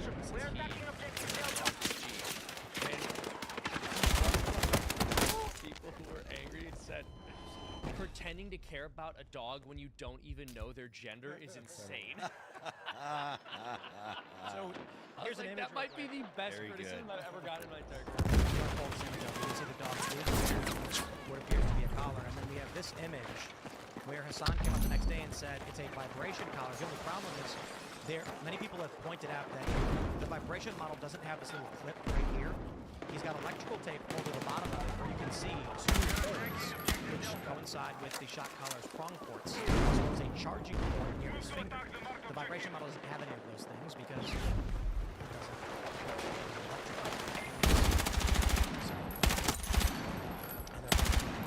So this would mean that Hassan has trained his dog via shot collar to sit in the same place for the 4+ hours or however he's live streaming and not move at all, lest he zap it. That's Guys, I was looking at this guy where he's tied the dog down for, like, tied the dog there to get the dog to learn to say. I have some. We can have it on camera. So let me show you guys. This is a tweet I put. I said, hey, Ed Krasen and Kraz's team, you guys want to take a walk through K-Town in Chicago? For those that don't know, K-Town is it's the west side, and all the blocks are one of them. So, Colbar, Kilpatrick. So, the streets of Chicago run north and south. So, where I live, we have all the same street names, but we're near, this is up in the west side, closer to, like, I think, the 2600 block. K-Town is historically one of the most dangerous neighborhoods in Chicago. And Pritzker and a lot of these liberals like to go to the nice and then act like it's look how safe it is. So I tweeted this at him, and the reason I bring up this context about Hassan is first, Brian responded with, I'll do it right after you spend the night fact-checking Trump's speeches in front of his rally crowd. He literally Trump's speech in face on the show in real time, the wellness, whatever. So what, like, he's saying he should be on stage fact-checking? Anyway, he said, all kidding aside, if he wants to pay for our flight the next day, all meals, and $1,000 a day in lost income, I'd have to do it. Which I said, let's get Nick Sherlin, you guys do a mini doc on Chicago Crime. But many other people pointed out, immediately it's painting. So here's my point with Hassan. Hassan is willing, according to these stories, to electrocute a dog to look good on camera. He will electrocute a dog. We are having, so we're postponing our culture war event for this Saturday because of the No Kings protest principally. But another big issue we faced in terms of logistics was that Naima Trap, a leftist, canceled on us because the initial $500 she requested eventually decided it wasn't enough and they wanted $5,000 from us. And I said, nah. We then immediately offered some other $5,000. Which they did respond to apparently. Yeah, they're like, we're not going to give it to you. We'll give it to somebody else. You can imagine them being like, wait, they paid you and not me. But the point is, liberals are fake. They don't care about this country. I should say, liberal high priests are Washington. The Krasensteins post all day about crime in Chicago and Trump's National Guard. And then they say, well, I can't lose the income to prove that I'm right. Whereas I waste a week of shows to go onto other people's shows for free on my own dime to talk about what I think is happening and what I think is important. So I went on Brendan Schaub and Brian Count's podcast, spent my own money to get there, and they paid me nothing to go on the show. I went on the band show, same deal, spent my own money, missed 2 episodes so far. Went on the WPT poker stream to do a cross-play. To be fair, not really a political thing, but I thought it would be important that I make appearances in spaces that aren't overly political so that people can, I can try and be in political spaces, things I believe in. And to be fair, they cover the cost of traveling forward in that regard. So it did help with the rest of it, full disclosure. Went on Boyd Darkin's podcast. Once again, he paid me nothing. So why can't these liberals just stand up for what they believe in, like all of us are willing to do? Every moral sense. I gotta thank the team for $50,000. Oh, come on, right, okay. Well, there's also a point that, like, if you step out of line, you'll have people excoriate you, you'll have people disavowing you, they'll do things. Like, stuff behind whatever your platform business is, like streamers and stuff, but, like, I mean, just the whole Pokimane and Hassan thing, right? So Hassan did this, Pokimane's team saw that Hassan did this, they canceled appearance that she had with him, and that's typical of the left. So getting the left to come on here isn't just about getting them to come to a place where they feel like the discussion is there seems to see negative responses from their viewers and their audience. Oh yeah, yeah. Conover, when he came on the Culture War conversation, I told him we'd love to have him out for Culture War live events, and you know, we don't normally pay people for appearances, but I understand he's a busy guy, so we're actually planning. The ones we've done have been small bar events. We're like, now we're talking about like 2,000 seats. If we do that, we will pay a fee to all of our speakers for coming.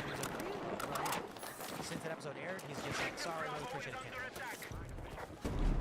just want to make a point about Hassan thing. I wanted to respond to what you were saying. You support Hassan and agree with that?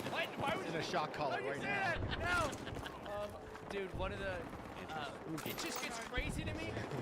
I know. It's just insane to me that after all the things Hassan has called for in Minecraft, right? He's getting in trouble for the way he treated a dog. Like he said things about people. I know. It's just insane. The dog is oppressed by him, so he's become the oppressor. He presses the button. Wow. Yeah, it's it shouldn't be a surprise that he's doing his best to cover.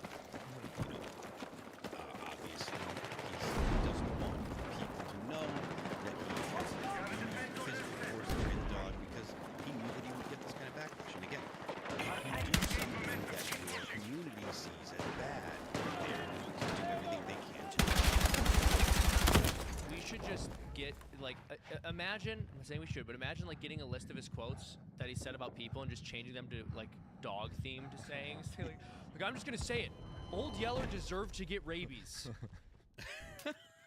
Yo, check this out. Here's the image of the mini educator. You can see the antenna and the round circular whatever, and the shot collar. And then when we scroll up right here, that looks like it. Looks like it. Yeah. I don't know for sure. I mean, but it is quite forward. If I'm not mistaken, this man said America deserves 9/11. Deserved it, right? Correct? Yeah. But then this is the thing that gets him cat. Don't get me wrong. I don't like that he did this either, and I'm glad it's something that's an insane way to treat an animal. But could you imagine I what should have happened? it way sooner. Could you imagine what would happen if people were like, "Did you shock your dog?" He went, "Yeah." And they'd be like, "Why would you do that?" They'd be like, "Well, I bought a shot collar to sell on Amazon." And then people were like, "No, you should do it." No, I just the pet store recommended it, so I bought it. Oh, I'm so sorry. I had no idea. It'd be over. It'd be done. Well, but I don't even think it's so much the method of punishment, though that has something to do with it. It's punishing a dog for moving. Like, I think people are also just upset that regardless of how they feel about a shock collar, a dog should not be forced to just sit on a pad like that all day. And the funny thing is, he's got a big house. He could literally just put the dog outside the room and close the door. Having the dog sit there because Hassan streams for something like 10 hours a day. I think this What are the odds this thing was made in China? Oh, 100%. Shock collar on a dog. Having the dog They market tested humans up in the slave labor camps. Oh my God. I mean, having this thing sit there for 10 hours or even half the time for 5 hours, that's a big dog. Yeah. And the type of dog that it is, like, it's a working dog. It needs to be out and getting exercise. Having it sit there for 5 hours a day is arguably more cruel than shocking. Not made In the USA. No. Oh, he's actually going to get roused. Proudly assembled in the USA. So the components may be sure? So it says it now. Oh, see, there it is. What that means? It means the basic Right there. components. That's the bullshit. Okay? The assembled in the USA. It's all Chinese parts. Perhaps. Perhaps. Well, it could be do this shit Vietnam, for a it living. could be I can Taiwan. tell you You don't think that electric components may have come from Taiwan? I'll tell you one of the Tony's right. It's understandable. The idea is that Donald Trump put in all the China tariffs back in the set off gold rush in China, basically to move all its production to these other countries, and then the other countries send the stuff to us and they get the lower tariffs. But what we're learning from that whole exercise is that it's all about Chinese parts and they assemble them in Mexico or Vietnam or even here. No, I bet you that if you look at the value of the content of that, Tim, it's probably 90% China. Well, probably. Let's go to your Rumble rants and super chats. So smash the like button, share the show right now with literally everyone you know. We have the uncensored members-only show coming up at 10 p.m. You don't want to miss it, so join the Discord server at timcast.com. Get involved. Tens of thousands of people hanging out, partying, pre-shows, after shows. They're hanging out and they're wondering why you're not there to be friends with them. Join, support the work we do. Don't forget to go to Timcast Premium to sign up for Rumble Premium for the uncensored portion coming up in just a minute. Your rants and chats. Buck Bolton says, did y'all see the DOJ just defended the National Firearms Act of 1934 as constitutional? What happened to Trump promising positive gun reform? Gun owners run the show in 2026. Gun owners are very fickle, and I do, they did defend the NFA and stuff, but I don't think that is indicative of them being anti-gun, and just straight up, honestly, the option is the Democrats that want to ban all guns. So, I mean, yeah, maybe Donald Trump isn't perfect, but I do think that he's actually good on the Second Amendment. But the idea that you know, oh, we're not going to go vote for him, so let the Democrats win, that's cutting your nose off to spite your face. Buck Bolt says, tired of being treated as a second-class right. It's the most important amendment in the Constitution. Without it, none of the others exist. We need voice like Timcast to boost this message. It's true. It is treated like a second-class right, even though, you know, SCOTUS has articulated plainly that the Second Amendment is not a second-class right, which is why all of they will eventually take an assault weapons ban or a semi-automatic rifle question. They will the SCOTUS will see that probably this coming year. They will take a magazine capacity case, and they're going to treat those as if they are, you know, they're going to treat your rights as if they're as important as your right to free speech, your right to, you know, to be free of procedures. We're going to grab more in a second, but we do have a great sponsor, my friends. It is joincrowdhealth.com. Use promo code TIM, of course. It's open enrollment. The season where health insurance companies hope you'll blindly sign up again for overpriced premiums and confusing fine print. Don't just take someone else's word. Trust yourself and take control of your future with Crowd Health, the healthcare alternative for people who make their own decisions. Healthcare for under $100. You get access to a team of health bill negotiators, low-cost prescription and lab testing tools, as well as a database of low-cost, high-quality doctors vetted by Crowd Health. And when something major happens, you pay the first $500. Then the Crowd steps in to fund the rest. It feels like the options we used to have before Obamacare messed everything up. And of course, you'll join the crowd. A group of members just like you who want to help pay for unexpected medical events. The system is betting you'll stay stuck in the same overpriced, overcomplicated mess. And this year it's even more complicated because most of the ACA subsidies expire, which means your prices are going sky high. So far, Crowd Health members have saved over $40 million in healthcare expenses because they refuse to overpay for healthcare. This open enrollment, take your power back. Join Crowd Health to get started. For $99 for your first 3 months, use code TIM at joincrowdhealth.com. That's joincrowdhealth.com, code TIM. Crowd Health is not insurance. Opt out, take your power back. That's how you win. Joincrowdhealth.com/TIM. Let's get back to your chats and rants. Get it. Thank you guys for having me, Peter. Pleasure. You guys can join me at Inverted World Live on Rumble and YouTube. We'll be taking your phone calls till midnight. See you guys then. Great seeing you as always, man. Anybody can call? All right. Chakram says, people who burn the American flag and wave any other should be treated with the ruthless indifference as anyone who declared war on American history. The enemy are attacking Well, you know, for the longest time, they said you can burn an American flag, it's fine. This was easy to say when the majority of the country wasn't burning American flags. They were like, fine, you do whatever you want. Why do we care? You probably know this better than I, but am I mistaken, or was that Supreme Court decision not just to like the early 90s that burning the flag was protected speech or something? That's not something that has been a historic norm. Listen, I understand the point that you're making, but all of the progress that we made in the past 25 years, they all started in like 2000. Yep. So So here's the thing. I'm There's not truth interested. in that. I'm not interested in saying, well, it was found recently, so I don't want to pay attention to it. Stay away. That's not my argument. My argument is what is the lineage of it? And so they're returning. I don't believe people were burning American flags when the United States started, and that we have to consider protected speech. Because a lot of the things we consider protected speech are based on like a post-war. The assumption of freedom. Yeah. So the assumption was you're free to do whatever you want. So you can buy a machine gun, etc. Because you are a free man. There's no reason to believe that you would be prevented or you would have to ask for any kind of permission. So I don't think that this is the case when it comes to the First Amendment restrictions that did exist at that time. There were obscenity laws. Porn was not legal everywhere. I don't think people were out burning flags. I don't think it's comparable. What upsets you guys? American flag being burned or like thousands and thousands of Mexican flags being waved, Thousands of Mexican Palestinian those being flags waved, being waved, and us powerless to do anything about it, particularly when it interferes with law enforcement. Yeah, 100%.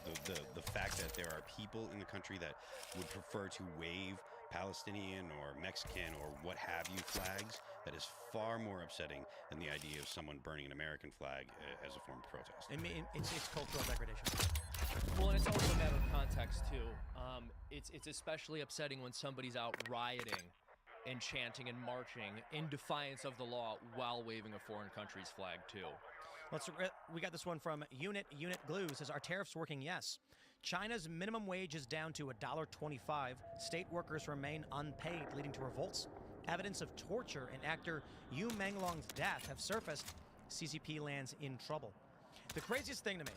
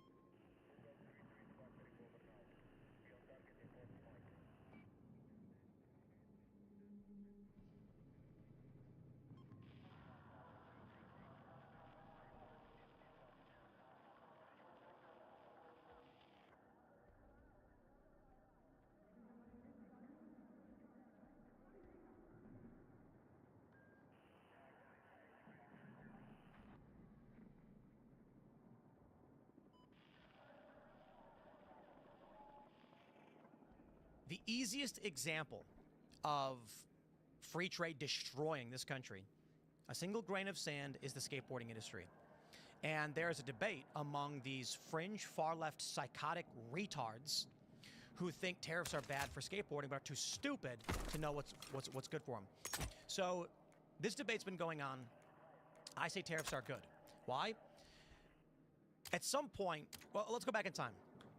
A guy's making skateboards in his, a guy sees some kid nail a 2x4 to some roller skate trucks and start riding it around it was the late 50s, 60s. He goes, I know, I got a wood shop. I can actually make a better board than this that'll work better for these kids. So he makes it. Then he goes to his kids and say, hey, get some kids in the neighborhood to ride these around. We're going to the park and we're going to show them off to everybody, see if we can sell some of these things. They have a local demo, that's what they call them. All the kids in the park see other people on skateboards. They say, I want to buy these. The local manufacturing wood shop starts selling a bunch. He then says, I need to get a couple of kids to ride these boards around town to spread the word. So he sponsors a bunch of kids, gives them free boards, brings boards home. You get a community. A culture is growing. Kids are then riding skateboards. Skateboarding develops. Now it's an Olympic sport. At some point, these companies said, hey, we can save like $5 per board if we ship the wood to China first. The labor over there costs $1 an hour. So we take all the wood from Canada and North America, ship it to China, have the slave labor do it, send it back, we'll make $5. What happens? The local wood shops dry up, go out of business. They're not sending out boards to local kids anymore. Now, in the United States, skateboarding is completely dead, and pro skateboarders work for, they DoorDash, they work at Amazon and Lowe's. I'm not exaggerating, I'm not trying to be a dick to these guys, but they are broke, and it's an Olympic sport. Meanwhile, in Japan, they have a game show called Kaso, which is dominating. You've got the Barracks, which was the biggest, in my opinion, the most relevant cultural skate brand in the country for over a decade, shut down. They opened a combo park with a theme park in Japan. In China, the videos are coming out showing the skate parks loaded with people. When we gave away our jobs, we destroyed our culture, our community, and our ability to there's no existence without this. It's funny because China tricked the U.S. into giving up its jobs, and the jobs are more valuable than the products we get from it. So I say, bring on the tariffs. Why? BooniesHQ.com. Buy skateboards from us. They cost $55. We get about $10 a board margin. We give around, it could depend, but upwards of $15 to the pros whose board they are. So it's about $30 to make a skateboard. These pro companies will sell a board online in these shops for $100. And you wonder where that money goes. They're getting made in China. Now the tariffs hit and the cost of boards skyrocket. Some are hitting $150, $200 because instead of saying, let's just make the boards here, let's take all the money we get and invest in a wood shop in America, they say, just check the price up. Then you get these morons who don't know anything about politics going, why is Trump doing this to skateboarding? You know what? You go, Trump. He knows what he's talking about. What we need now is a sustained period of pain for the companies that offshore to China, for them to say, okay, guys, stop. Make the boards in America. We're losing too much money. That's the move. And then what'll happen? Your community will be revived. Go, Trump. I think you should write a book about that. Indeed. I think I wrote 3 of them about that. And that's what we do every day in the White House, Tim. That's exactly what you've described in micro detail in one particular small industry. But it's now imagine every single industry. Scale that up across this country. And here's the thing. It's like, I don't think if you lose the skateboard industry to China, it affects our national security. But when you scale that up to everything we do, we're in a position right now where China has significantly eroded our blackmail us with things like rare earth magnets. All right, we got Leah Wolf, the Red says, have you tried using Harry Potter analogies to get things through the thick heads of liberals? It's all Harry Potter or Star Wars with those troglodytes.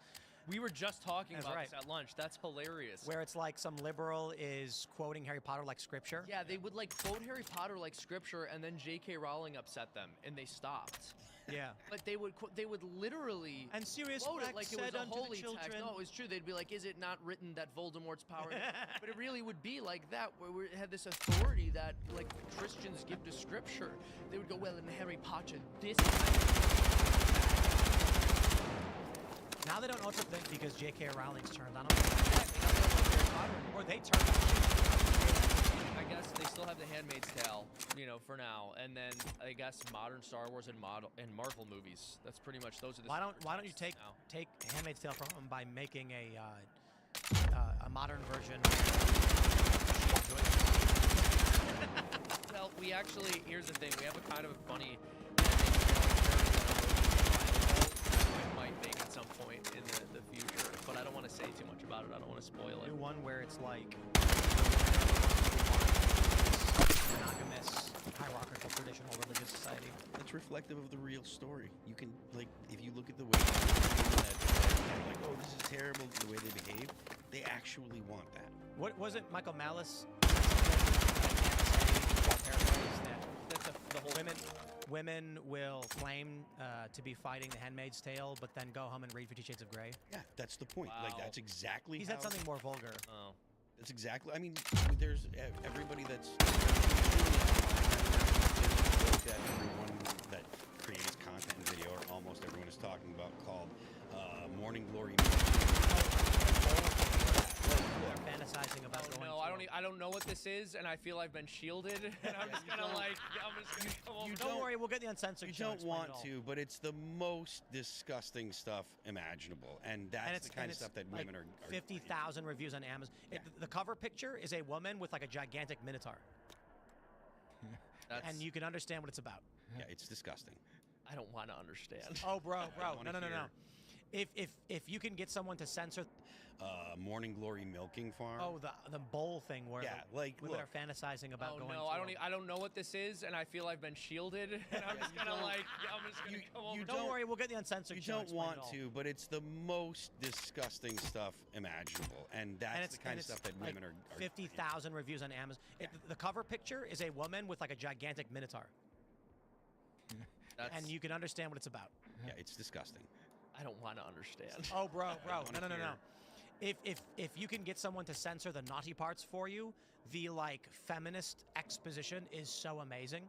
There's apparently a scene in the book where they're at dinner, and then when they're paying, the woman goes to put her card down, but then the Minotaur pushes her card back, and he says, "Listen, I know we're both at different points in our careers, and that means I can afford to spoil you, so as long as I can, I will. And it's not to say that you're not powerful and important or whatever." And then she's like, "Oh my God, I love you so much." It was at that point that he asked me, What if the Minotaur was like under 6 feet tall and didn't make six figures and didn't have a six pack? Then how would the story go? Yeah. But the point is, like Tim said, like she says in the book, she's like, hey, he asked me, blah blah blah, and it's like, oh, I would have been submissive, let him take advantage of me if he, and that's, it's very typical of what women want. Well, I'd be careful because the publishing industry is really degenerate. There's this channel I stumbled upon back in August called The Second Story, and she was breaking down how smut gets publishing. I'm not listen. Look at the point. The point that I'm making. Look at humans look are at the broken. Amazon reviews. Look at the Amazon. It's 4 and 5 star reviews. The people that are buying this book are enjoying this book. So I think understand. multiple things can be true. I don't disagree with you. Humans are broken, and when people have certain things Stop making pushed onto them with excuses exposure for the therapy. woman's smut. No, Stop making I don't excuses think for there's the an woman's excuse. smut. Women, I think if you read that, you're accountable for reading that, and you shouldn't have done it. But I do think the publishing industry has really pushed it. I think all media, just all of it, ban it all. Because ban all media. How many seasons of Married to Strangers are there at this point? Are you familiar? You've got like 90 Day Fiance, and then you've got there's like 16 versions of the same show with like 80 seasons each. And it's like, we got a guy from Pakistan and marry a lady from Japan. What do you think happened? And then just like, women just watch that stuff like crazy. Yeah, well, that's the other thing too. There's so much trash TV. The idea that you're supposed to focus on your screen at all times. I mean, used to be a time when people had to make things that had some level of quality to them, even if it wasn't the greatest thing ever created. There was an expectation that the person was really going to attempt to make something special. And now with the reality TV show stuff, I mean, granted, that's a 20-year-old phenomenon, but the way that has pushed out like competently created fiction and forced it to compete with filming people and then editing it in deceptive ways is a very lopsided landscape, and it's very sad. Yeah, I was too old for the Golden Bachelor. They called me. Said, you want to do it? I told them how old I was. Yeah, you're a little pushing that. All right. Who watches that crap? Come on now. Jack Rivers Poker says, Heart Attack game, you did well. A couple of leaks to plug, and you still could have won even with the Queen's cooler. Good job overall, though. I came in second to last, but they have a thing called the luck distribution, and I had 0. It was absolutely merciless. There are a few spots I thought that I could have done better, but it's funny because, you know, everyone's always telling you what you should have done, but not taking into consideration what's going on in the room and things they can't see or can't notice. You're probably right, though, Jack, but what I would say is I'm actually proud of myself in that game. There was I probably did the wrong thing, but did the right thing. There was a point where I was card dead for 2 hours, meaning like you're just not getting playable hands, and so I'm just mucking. Eventually, you can't just sit there and do nothing. Plus, I do want to stress this to everybody that watched. We were asked to...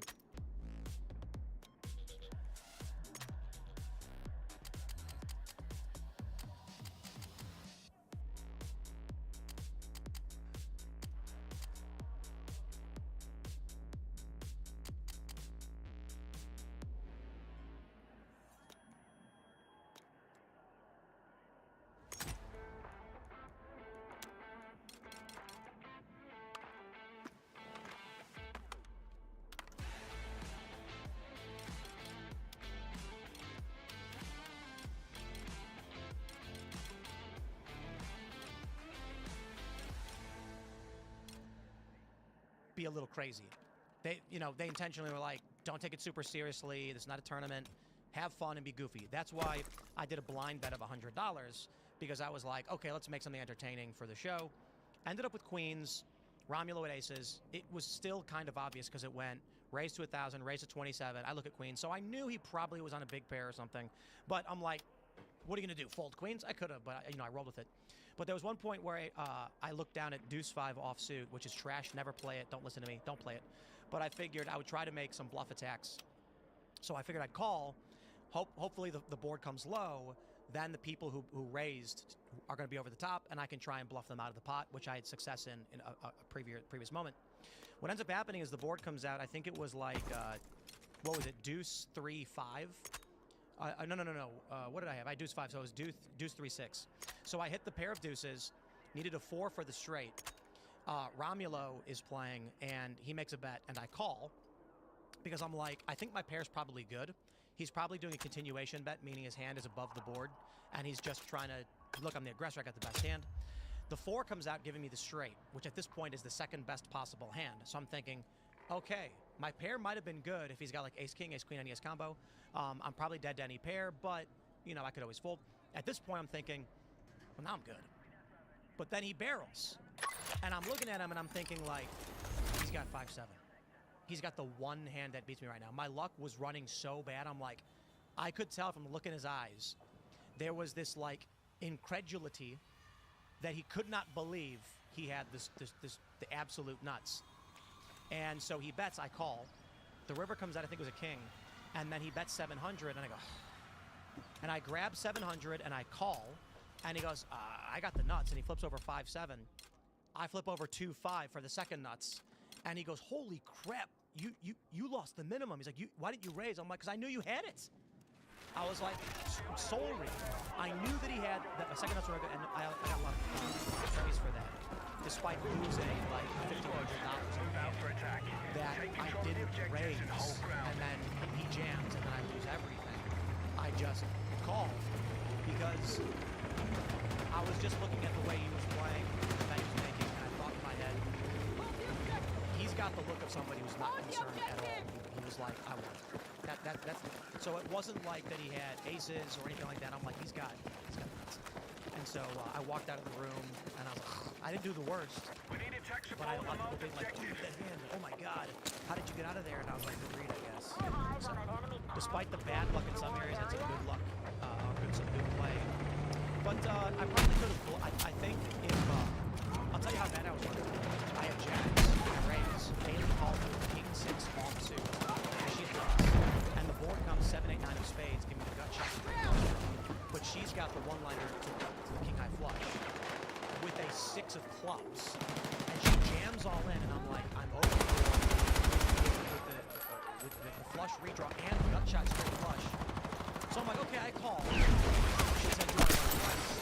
I say, yes, I'm playing the game long term, stream than just winning money. She hits the 5 minutes straight in the first round.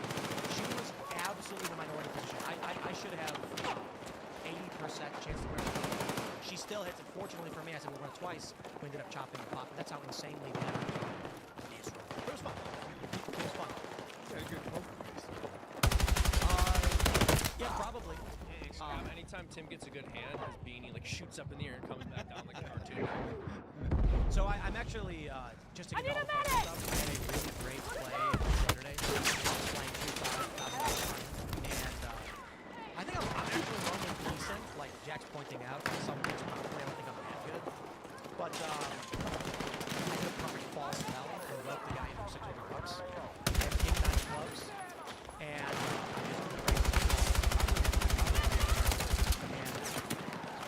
the board comes out, I think it was ace 3, 9, I'm sorry, ace 3, 8 of clubs, which means I have what's called the nuts.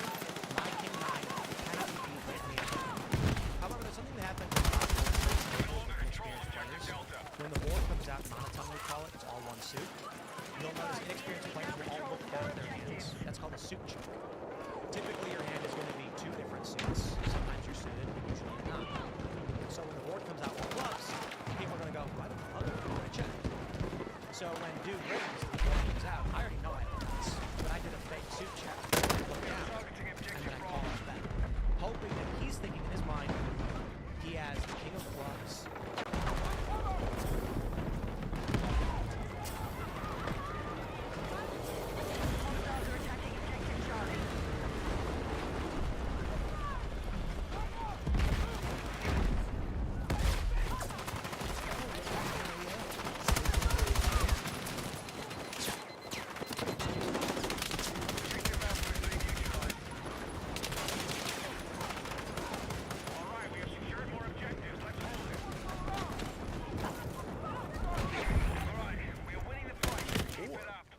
You can let Speedience bring the gym to you.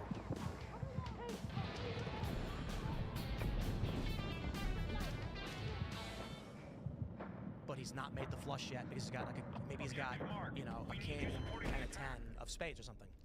So then he checks, I bet, he calls, he checks, I bet small, like 200, make it look like I'm trying to do a light bluff value bet to get him off the pot. He calls, you're gonna boom. Fun. Anyway, we're gonna go to the uncensored portion of the show, my friends. So smash the like button, share the show with everyone you know. If you want to see Seamus learn about the Minotaur cooking book, No, that will not happen. I will leave the room the moment it comes go up. to rumble.com/TimcastIRL. It's going to be up in about 30 seconds or so. You can follow me on X and Instagram at Timcast. I went to prison so you won't have to. Take a look at all the things we talked about tonight. It has great meaning for what. Trump. I mean, people at the White House heard this when they were having DOJ meetings. We're going with the lone gunman. We're not really going after the accomplices because Trump had said, I want the Trantifa. I want the 6 trannies that said Charlie be dead tomorrow. I want them SWAT teamed. I want them arrested. And the word went out, no, we're not doing what the big guy wants as usual. We're going with this story and that. And then 2 days after I came out with that, Kash Patel comes out and says, oh no, we're looking at all the angles. We're looking at multiple shooters. And Dan Bongino, I shouldn't have the clip. I'll show my list, like a 15-minute clip. Pull that up. I'll send it again if you don't have it. I shouldn't see it on my list. Or just go to X and type in, Bongino says they're looking at the crowd helping the shooter. Well, you say you want a conspiracy. Yeah. They're like, yay, yay. cheering. They're not scared when it happens. Two people say they killed him and said we did it as a diversion for the shooter. Yeah, there's your conspiracy right there. Objective Alpha is under control. And it's crickets on that. Objective mark. Absolute, total, and complete. Be advised, Objective Charlie has been seized by hostiles. So, yeah. It doesn't look like a cover-up. It is a cover-up. A cover-up of what? I'm not exactly sure. And maybe it was Netanyahu. If we find out, we'll report it. My God, they do plenty of evil. Fine. I just refuse to reach into my ass and pull things out and say, here's the proof. But as we learn more, we'll actually do our due diligence, do our research, look at it. So remember this report? FBI actively covering up any evidence that Tyler Robbins had help, according to White House and DHS sources. A few days after we come out with that, breaking Cash Patel confirms FBI investigating all theories surrounding Cash Charlie assassination, including accomplices, Discord chats, bullet angle, shot location, weapon transport, and potential hand signals. Oh, of his long-time security that had hand signals about people in the crowd to watch and look at? People go, oh, look, hand signals. Oh, you're not killing, you do hand signals? They're doing hand signals all the time for checking the crowd and things. What the military does. Or he just gave credence to that. Oh, we'll look into his crew, too, you know, because everybody wants that. Whatever school conspiracy you are, we'll look into it. You know, down to the USA events. They have big crowd efforts. They're doing all the hand signals. Doesn't matter. His crew murdered him. And it worked for Benjamin Netanyahu. It's just, it's so, that's the fact on that. We'll continue to break it all down. You know, here's Roger Stone's article. Tyler Robinson, Charlie Kirk's lone nut assassin, or another federal patsy. That's days before Patel responded. That's what we're really saying and doing. Looking at all the angles, looking at the evidence. People say, we say, don't look at Israel. People say, we say it was a lone gunman. People say, we say the official story is true. No, the official story hasn't been adding up, but we don't know what really happened exactly. We're honing in, so we're not going to tell you our views on something when we don't know. That's called lying. I want to be tomorrow's news today. I want to be accurate. I want to be on target. That's what we do. That's our plan. By the way, I'm going to go to break here in a moment. I'm going to find that. He's a magic. I thought I sent it. But he's on Fox yesterday going, oh no, we're looking at the crowd helping him. You're looking at the crowd helping him? You got multiple people, including some famous leftist activists, saying I staged, screaming I killed him so the guy can get away. How the hell did you know it was about to happen? All these leftists were celebrating, laughing, we're scared while everybody else was hiding in the tables and I got resolved. And then, why aren't they being called in? Why aren't the 6 Trantifa who said he'll be dead tomorrow, why haven't they been SWAT team? I talked to the White House, they said because they want it shut, not Trump, the people in the DOJ want it shut down. They want to say it's this one guy. No, clearly he had help, and that points towards local leftists. So why isn't that being covered? I'm going to give the crew the exact line again. Hostiles now hold more objectives. Exact line again. On X this morning, I sent it. Wasn't on my list. Maybe it was. Bongino. FBI looking at shooter having help in the crowd. Pretty simple. Say it again. Say it again. Say it again. Say it again. Say it again. Bongino. Fox News. FBI looking at shooter. Kirk shooter. But first, I want to shift gears now. Frag grenade out! The big picture. Because we have the left calling for violence. We have them celebrating violence. We have Trantifa shooting up Catholic schools and churches and Protestant schools and all the rest of it all over the place. And shooting up a wedding at a country club and killing people you're staying. Shooting up ABC and arresting trannies playing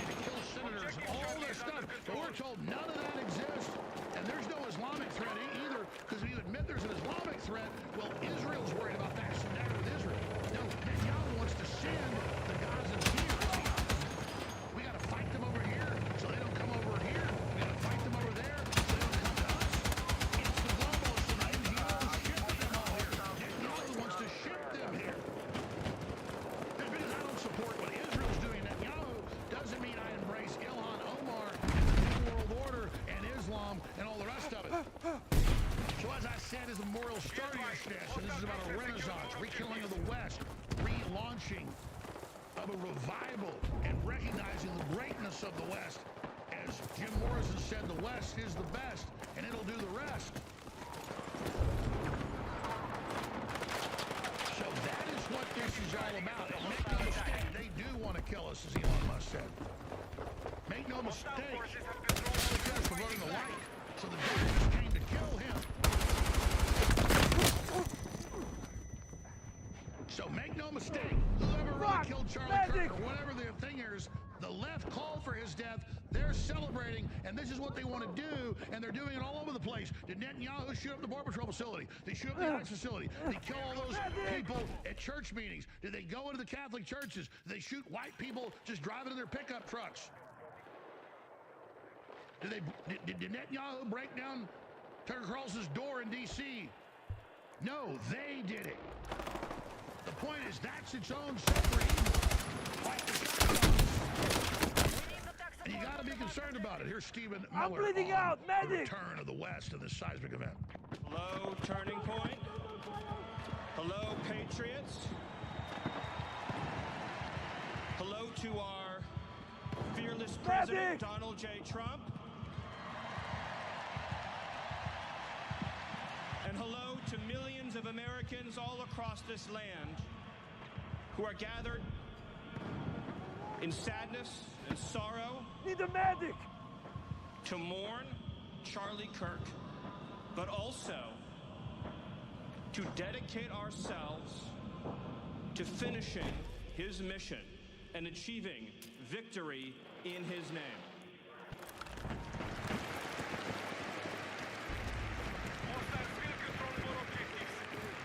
The day that Charlie died, the angels wept, but those tears have been turned into fire in our hearts.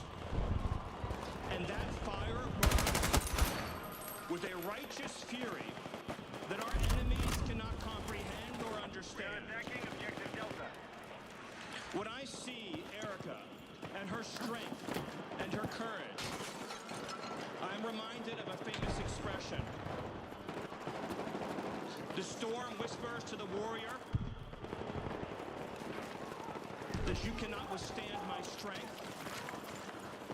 And the warrior whispers back, I am the storm. Erica is the storm. We are the storm. And our enemies cannot comprehend our strength, our determination, our resolve, our passion. Our lineage and our legacy hails back to Athens, to Rome, to Philadelphia, to Monticello. Our ancestors built the cities. They produced the art and architecture. They built the industry. Erica stands on the shoulders of thousands of years of warriors, of women who raised up families, raised up city, raised up industry, raised up civilization, who pulled us out of the caves and the darkness into the light. The light will defeat the dark. We will prevail over the forces of wickedness and evil. They cannot imagine what they have awakened. They cannot conceive of the army that they have arisen in all of us. Because we stand for what is good, what is virtuous, what is noble. And to those trying to incite violence against us, those trying to foment hatred against us, what do you have? You have nothing. You are nothing. You are wickedness, you are jealousy, you are envy, you are hatred. You are nothing. You can build nothing. You can produce nothing. You can create nothing. We are the ones who build. We are the ones who create. We are the ones who lift up humanity. You thought you could kill Charlie Kirk? You have made him immortal. You have immortalized Charlie Kirk. And now millions will carry on his legacy. And we will devote the rest of our lives to finishing the causes for which Charlie gave his last measure of devotion. You cannot defeat us, you cannot slow us, you cannot stop us, you cannot deter us. We will carry Charlie and Erica in our heart every single day and fight that much harder because of what you did to us. You have no idea the dragon you have awakened. You have no idea how determined we will be to save this civilization, to save the West, to save this republic. Because our children are strong, and our grandchildren will be strong, and our children's children's children will be strong. And what will you leave behind? Nothing. Nothing. To our enemies, you have nothing to give, you have nothing to offer, you have nothing to share, but bitterness. We have beauty, we have life, we have goodness, we have determination, we have vision, we have strength. We built the world that we inhabit now, generation to generation. And we will defend this world. We will defend goodness. We will defend love. We will defend virtue. You cannot terrify us. You cannot frighten us. You cannot drown us. Because we are on the side of goodness and love and God.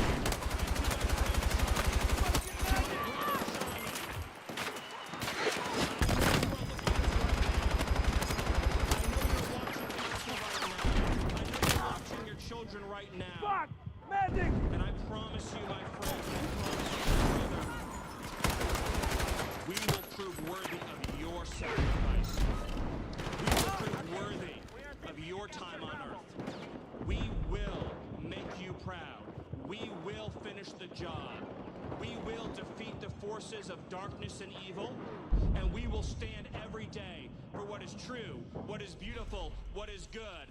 And we will achieve victory for our children, for our families, for our civilization, and for every patriot who stands with us. God bless you. God bless Turning Point. God bless Erica.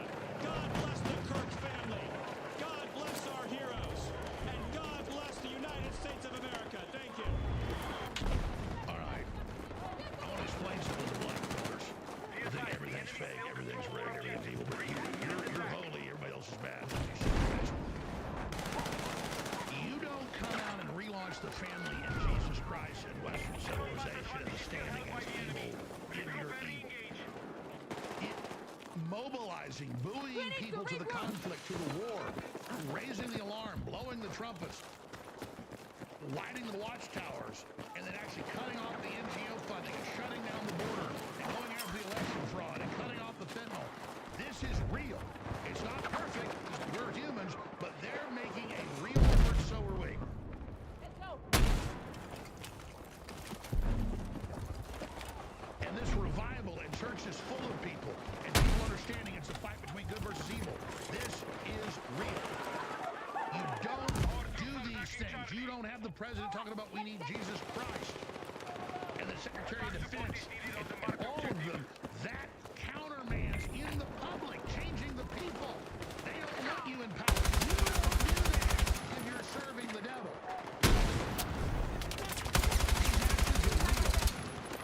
This is a real attempt to save this country and the world. All right, we're going to break. The press conference, Carolina Levitt, is ongoing live. It's very powerful. We're going to queue it back and start our questions when we come back from break.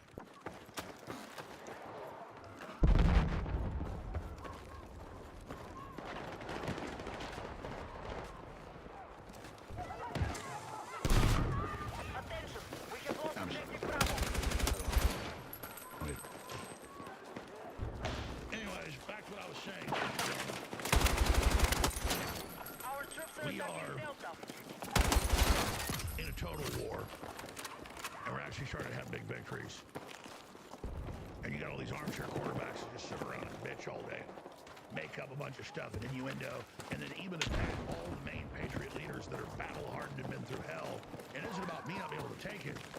It's about the scumbaggery of all these Johnny-come-latelys that are just grifting and trying to jack into the liberty movement. And they're the people that have always been there fighting. All the key people that are scarred and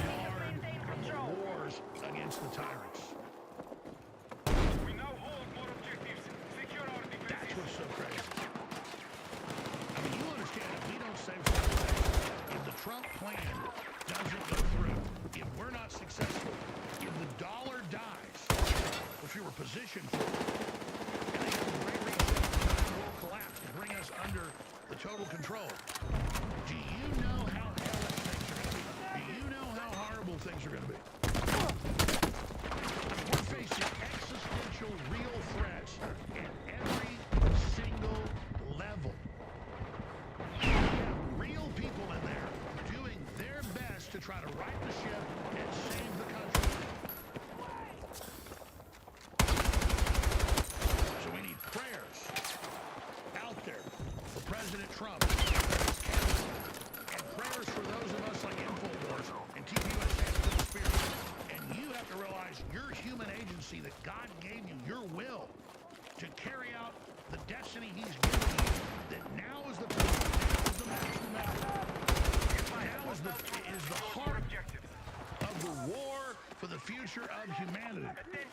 It is so incredible. It is such an amazing time to be alive. And they're getting ready to come out and expose the shots and the Tylenol. All the studies together as a cocktail. Woman. That's why almost 90% of officers are boys.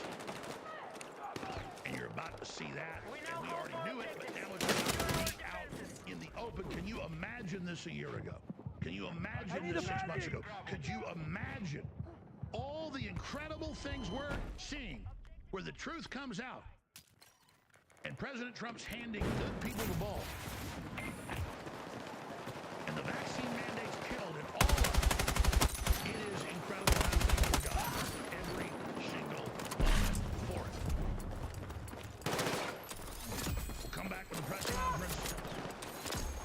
Special guests. So much more today. I'm Alex Jones. Stay with me. For all shows on We'll join our regularly scheduled program after these messages. I saw this a few weeks ago.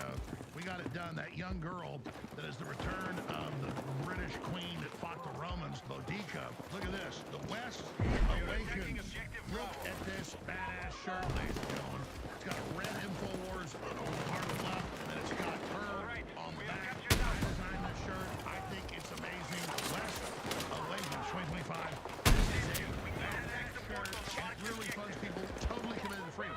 Then we got her shoes, and it's the Cracker Barrel symbol right there that we updated there. We got that. We've also got another, the West Awakens with the hatchet and the butcher knife. Now, at the LSU Sport, what you really want is the ultramethylene blue, the Shilajit, the RC Moss, all of it.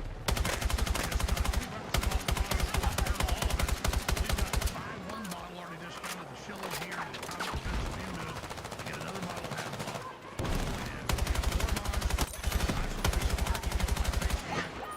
$110 for $100. Spell the U.S. promo code on it.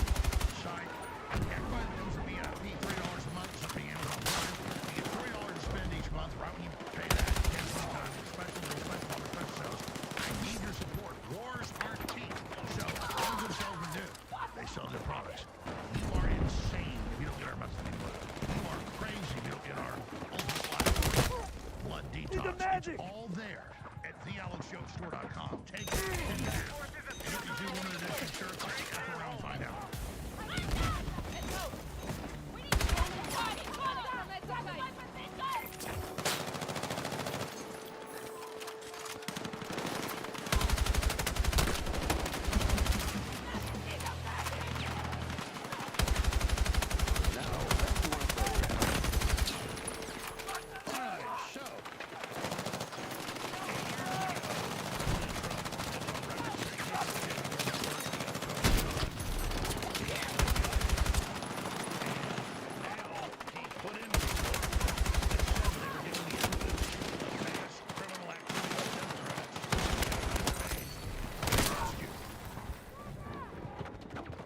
So far, they've had to remove a whole bunch of U.S. attorneys, but even when the grand juries come back and say, yeah, we're ready to indict, they block it. Last week in Virginia, they removed, they were about to remove, he resigned. So that's why the Democrats are so dangerous. It's why they're turning up the heat with violence. It's why they're calling for violence, is because they know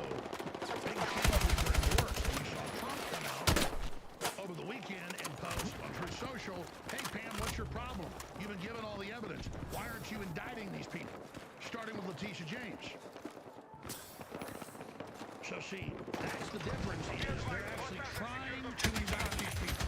And the corporate media, oh, he's political. Oh, he's going to persecute his enemies. Oh, we're scared because it's happening.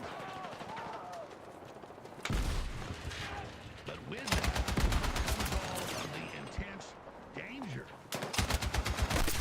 Because the deep state isn't going to sit there idly by. As soon as a Brennan or a Clapper or a Comey or even Letitia James gets indicted, I need a magic. They never believe that would ever happen. They believe they're still in control of the Justice Department. As soon as they know that, like a house of cards, the sinking ship will go under the waves. And I told you 4 months ago, Trump is screaming at people at White House meetings. You can pull up, specifically saying, I want it now. You got the evidence. Tulsi Gabbard released it. You get them. Congress has released it. It goes on and on. Congress is doing its job. The committees are doing its job. The Director of National Intelligence is doing their job. FBI Arctic Frost probe targeted nearly 100 GOP groups, including Charlie Kirk's TPUSA. As Charlie recently said, he was so happy when Trump won because they're trying to put him in prison with grand juries. No grand juries open on the Democrats when Trump was in. Hundreds open, trying to find something like me and everybody else. So that's where we are here. FBI's Trump probe, Arctic Frost, also investigated Charlie Kirk's TPUSA. Grassley reveals they wanted to go out. They were investigating everybody. An FBI investigation launched in the wake of 2020 election. Scrutinizing 100 Republican and GOP-aligned groups or people. Remember, total war on the political party, including Turning Point USA, co-founded by slain conservative activist Charlie Kirk. Unclassified Bureau files revealed show. Judiciary Committee Chairman Chuck Grassley of Iowa published the files related to the people. Codename Arctic Frost during a panel hearing. Some examples of the groups Christopher Wray shot that he said he wasn't targeting testimony to place under political investigation included Republican National Committee. You want to outlaw the Republican Party. Republican Attorney General Association. And Trump political groups, Grassley went on. So they declared war on us to outlaw us with no evidence. What they did is the crime. They're caught. Red-handed. And who was first in the documents declassified this year? Alex Jones. Patient zero, as they say. The epicenter.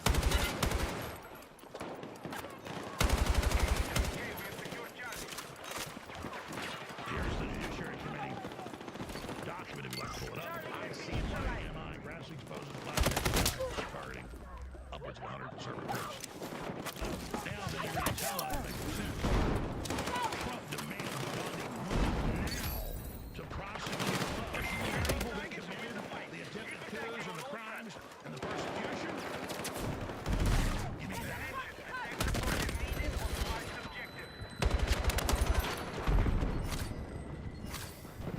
Trump urges Justice Department to prosecute political opponents. That Wall Street Journal, BBC. I'm bleeding out, medic! Trump urges Justice Department to prosecute deep state caught red-handed in weaponization of the Justice Department to attempt a coup against America and arrest the political opposition. Trump blasts Bondi. All talk, no action on guilty as hell Schiff, Comey, James.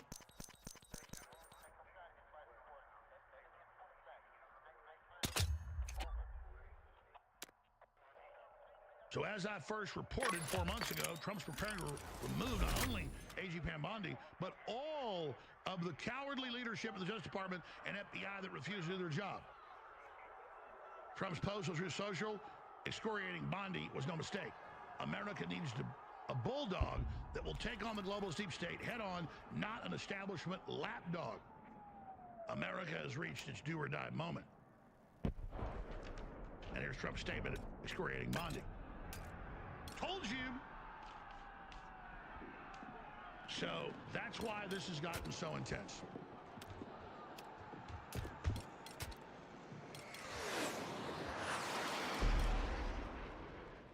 And the more hardcore Trump gets, the more he gets support. Trump pulls off massive turnaround, up 10 points in just 4 days. And we have the head of Rasmussen Polling, the best polling agency in the world, the most accurate on record, joining us the last 30 minutes today to talk about this rocket fuel.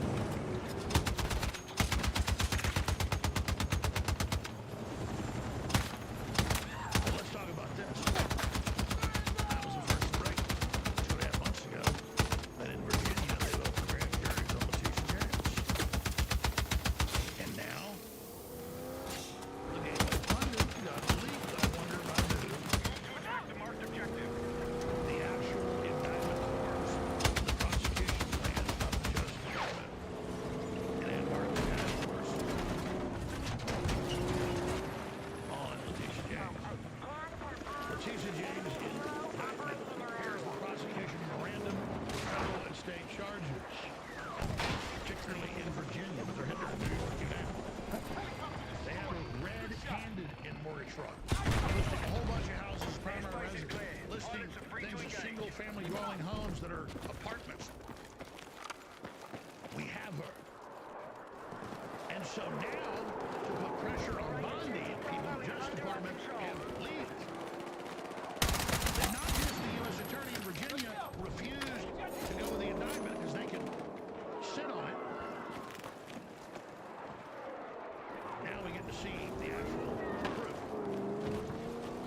This is information war. Did you see this 8 years ago? Did you see prosecution files for indictment? No, you didn't even see grand juries. Now you're getting the files. You lied to me. Trump's going to war, baby. And I predict, as I said 6 months ago, within 6 months, if Pam Bondi and Cash Patel have major indictments on the table, done, launched, delivered, they'll be removed. Most objective under And threat. Trump's the chief law enforcement officer. He can do that if he wants. Decided, oh, Trump can't direct the Justice Department. It's supposed to be independent. Horse fucking shit. Obama and then Biden directed the Justice Department and coordinated it with illegal stuff they did. This is legal. So Trump needs to stop being worried about, oh, I don't know what's going on in investigations. Meanwhile, and he sends a memo out to her and somebody publishes it and try to embarrass him. Don't be embarrassed of that. That's good. Do a national televised address. Say you want them all arrested. Announce you're purging the leadership of the DOJ. Make and I don't give him trouble. He didn't call. Listen, don't you dare. Good job, soldier. Now keep it up. Let's not make him Mark. Let's make the Missouri. Which I know he signed up for deputy director. So he's there. So I brought him in to be deputy director, co-director. Let's make Kim Paxton the AG. You want to see real shit bricks getting shit. This is what you do. The difference is Trump isn't even a year in, but he's 7.5, 8 months in, and he ain't waiting.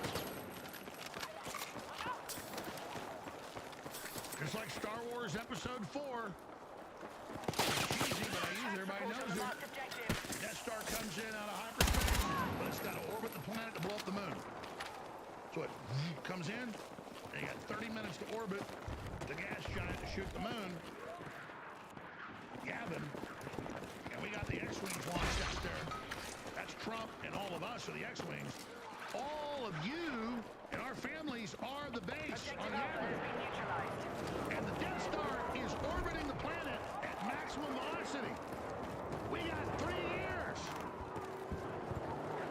to blow them politically non-violently to Hades. Who's your friend? The Death Star. The Death Star destruction. Like put our people into this because that's what this is. And you know, people think, oh, Jones, you're so great. Oh, Charlie Kirk. Oh, Trump. Thanks for being out there fighting. We're so glad. Dude, you're in as much danger as we are. They just got to get through us to get to you. Yeah, we're in the Death Star. 30 minutes ahead of them, destroying all of us.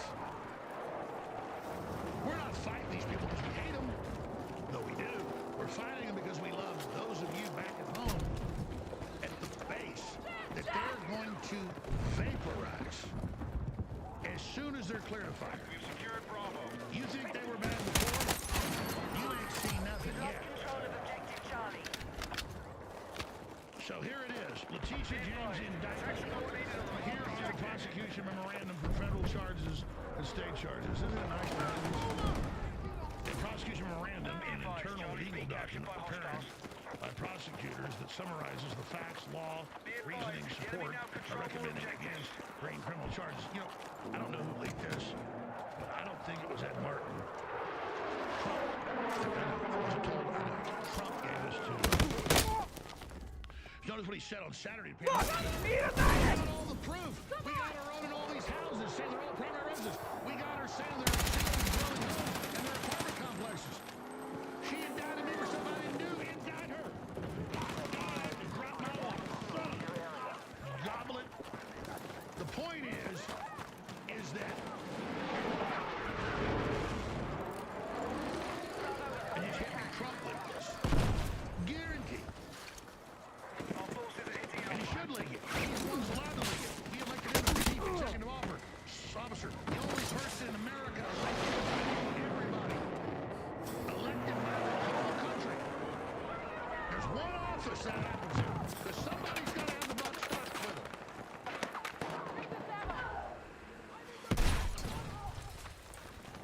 We've neutralized objective Echo. So Trump's like, you've seen the indictments. You've seen the proof. Let's defend the Why aren't you doing this? Why'd your U.S. attorney not do it? Get your ass together. Forces control more objectives than the enemy. The prosecution memorandum is an internal legal document prepared by prosecutors summarizing the facts, law, reasoning, and supporting or recommending against bringing criminal charges, but it recommends bringing them. It's not a public court, rather it's an internal document prosecutors use to guide decision making. Below is a mock prosecution memorandum that could easily be used to consider charges against Attorney General. This is what Trump talks about in his letter to Hammond. Prosecution memorandum. United States versus Letitia James, prepared for Eastern District of Virginia, where they just removed the U.S. Attorney. The U.S. Attorney's Office, Southern District of New York, for both.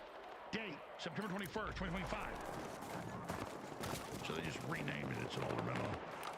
The memorandum addresses potential federal, Commonwealth of Virginia, and New York state charges against Letitia James, Attorney General of New York, arising out of an alleged 43-year pattern of mortgage-related fraud and false filings. The investigative reporting of Joel Gilbert, as well as Sam Kantar, provides further evidence, as well as analysis suggesting James represented the legal status of the property, particularly the 5-unit apartment buildings, single dwelling homes, and it just goes on from there. Read the whole thing. They have video, they have documents, they gave it to the Justice Department. You know what's going on. You don't think I was just up in D.C. a few weeks ago to play Tiddlywinks either, do you? Go read it. Go read the proof with video links, all of it, all proven. Open and shut. She says it's a single dwelling home. She says it's a primary residence. She's got a whole bunch of primary residence. That's IRS fraud. That's mortgage fraud. And then there's fraud on top of it, saying it's a single family home when there's 5 people, 5 different apartments, 6 different apartments. You want to indict Trump for made up stuff? Watch your ass, you fat ass ugly witch. Keep it up. Soros piece of crap. Because I'm going to find something and throw Donald Trump's ass in prison. The grand juries this woman got opened on me. It's a whole other story. The amounts of money and time and energy we had to spend proving ourselves innocent to these federal and state grand juries. Which my lawyers have begged me not to talk about. This woman has tried to put my ass in prison. She's a disgusting pig. I'm as straight as an arrow. Evidence by all the attacks, and they couldn't even get their controlled grand juries to indict me because they were like, what the hell's this guy done? So I don't need to sit there and feel sorry for Trump, which I do. I have literally been chewed on by this dude. I have have literally crawled the same ground and dirt and been stomped on like Trump by the very same people. I know all about it because I've had them kick me in the teeth and the balls and the guts and my family. And if there is a God, and there is, these people need to be indicted. And unlike with Trump, we got so much proof, we will send her fat, disgusting, communist, Soros, bloated ass to prison. I am not going to lay out of these people. But you got all these other people in the FBI and the DOJ that go, oh, Trump will be gone soon. They'll get in, they'll come after us. Let's have dinner with the opposition and make deals, and they'll be nice to us later. This is the type of stuff. We're under attack. They're coming for our children's genitals. They're literally starting World War III. They're destroying the country. They're running around, annihilating everything, and then we're supposed to be cowardly and go kiss their asses and take money from them and sell out to them. And they've come to me years ago, over and over again. Oh, you want 20 million? Oh, you want 50 million a year? Oh, God, we'll give you anything. Just join us. And my answer is Tony Montana. Not just no, fuck no. You think I'm a worm like you? Think I'm gonna molest kids? You think I'm gonna be part of your transgenderism? You think I'm gonna be part of breaking up families? You think I'm gonna be part of shipping fentanyl in? You think I'm gonna be part of screwing me? Listen, no women, no kids. In a war all day long, I'll fight other men on the other side in a war. But when you lose your instincts and you crap all over your own country, and you engage in targeting children, and you engage in the destruction of the currency and the very nation because it gives you power, because you're a piece of crap, and you persecute Bolsonaro, and you persecute Trump, and you persecute all these other leaders, and you just think you can run on forever because we're all a bunch of cowards like you. At a certain point, you run into a brick wall of people that are done taking over and done kissing your ass and done being your slave. That's why I see these Black Lives Matter funded by Soros, the Democrats. They're paid. Kill the white people. They're the problem. We're not slaves. We're America. Perfect, baby.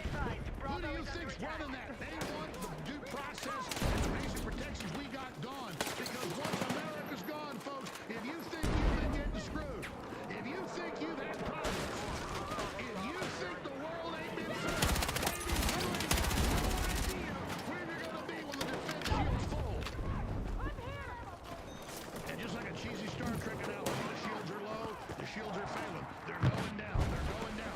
And Trump is in there desperately swinging for the fences, doing everything he can to prop this son of a bitch down because all of his earnings and his wealth and his family is based on us being secure. He's a hospitality guy. If we go into the Great Reset and there's none of that, this dystopia, he's like, why would we want to have endless war? Why do we want to release bioweapons? Why do we want famine? Why do we want people poor?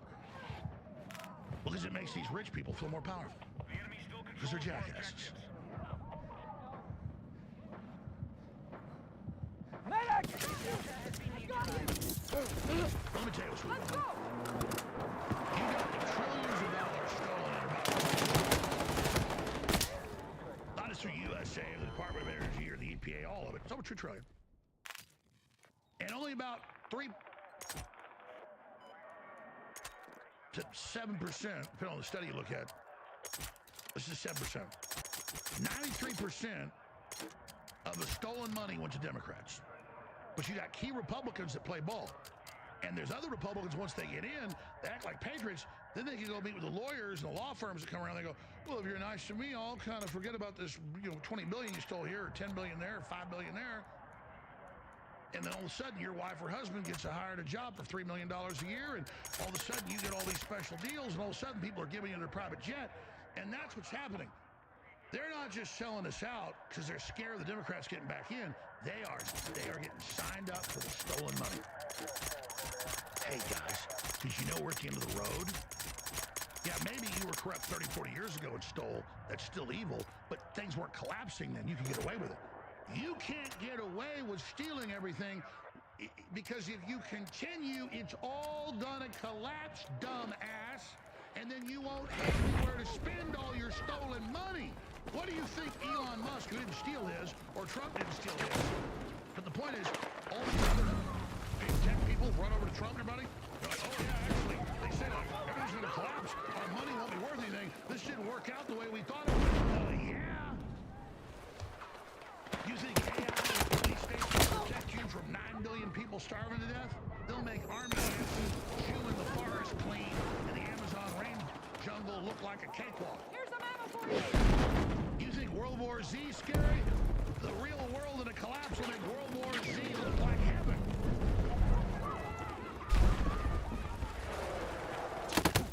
Almost want to dumb everybody down, poison people, and get control of the population because it's so dangerous, which it is. You empower the population. You export them to space. You create hardcore competition. You don't then dumb everybody down thinking you won't be dumbed down with the elite. Our kids are even dumber. All this because we're all interconnected, a group collective, a group consciousness, dumbasses. You dumb down billions of people and created brainwashed zombies that are spewing off 6 cents electrochemical transmission that is dragging the entire group consciousness down. You idiots! You don't believe Satan. You thought you could screw other people and not get screwed yourself. Don't you understand karma or reap what you sow? You fools! And only now do you understand that you can't do things like that. It's called blowback. So a bunch of good people that woke up, that's what happens in a thing like this. For every opposite, for every action, equal opposite reaction. But there's also a lot of practices that this isn't working. You better join the good guys. Now you know politicians saying we need Jesus, we gotta exorcise the demons, You know what? Because they actually are scared. And they should be. They should be. They should be real scared. Good shot. You know, this thing all goes south. It means we're all dead. And I would have done the best job I could to stop it. The very best job I could. But when it's all burning and we fail, I'm gonna just sit back and realize in all my pain, at least all of you are getting at the surface. That'll be God's justice. So I have to do my best and do it. Because I chose God, and I chose to fight good, and I chose to fight evil, and I chose not to screw other people over. But if we fail, that's part of God's plan. Are in the worst position, Satanist. And you won't have the veneer civilization to protect you anymore. And you're the weakest people they are. You are the scummiest. And you will be destroyed. Prepare yourselves. Stay with us. Shut on the shows. Now, methylene blue is the best thing you guys have ever had. I do subscribe to the methylene blue and the ultimate QMOS on a monthly basis. 6 bucks, 5 year supplement. Been up and down for the last 3 years. I 20 pounds. Feel better. I feel like I'm 45. Enemy contact in my AO! Awesome. I was honestly in the chat rumble fast, like getting sick of Alex plugging it, but I just tell you what, I'm like, you know what, I'm gonna give it a try. I actually try monthly now do it, and I got a couple other people that I work with. I gave them and they did the same thing. I was so bad with PMS. I was in a wheelchair. That methylene blue is able to get everything that you're taking, all your antibiotics or whatever medicines you're taking, supplements. It would have done to help you cause methylene blue will help things push it through to where it needs to go. I was at my store and I keep the TV on in my store, InfoWars. And I heard Alex Jones talking about methylene blue. Well, right away my ears perked up because I knew what that did for me. I knew that it got me up and walking again, and I was confused about it, and I was bad, really bad. So I ordered it, and I ordered 2 bottles of it because you had buy one get one free. So I started taking it, and boy, let me tell you something.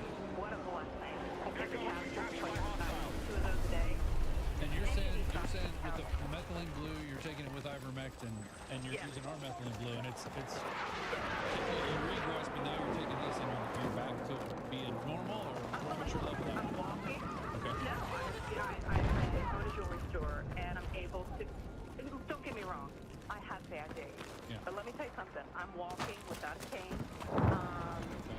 And the bad days that I may have, maybe like once every couple of weeks, but I'm able to speak properly, Yeah. where my everything was lagging with me, the lesions were showing very bright in my brain, and by when I started on the methylene blue, which I couldn't take the liquid. I bought the liquid, but I just couldn't get it down, and I was trying to find like a concoction, and all of a sudden the pills came out. So I ordered the pills.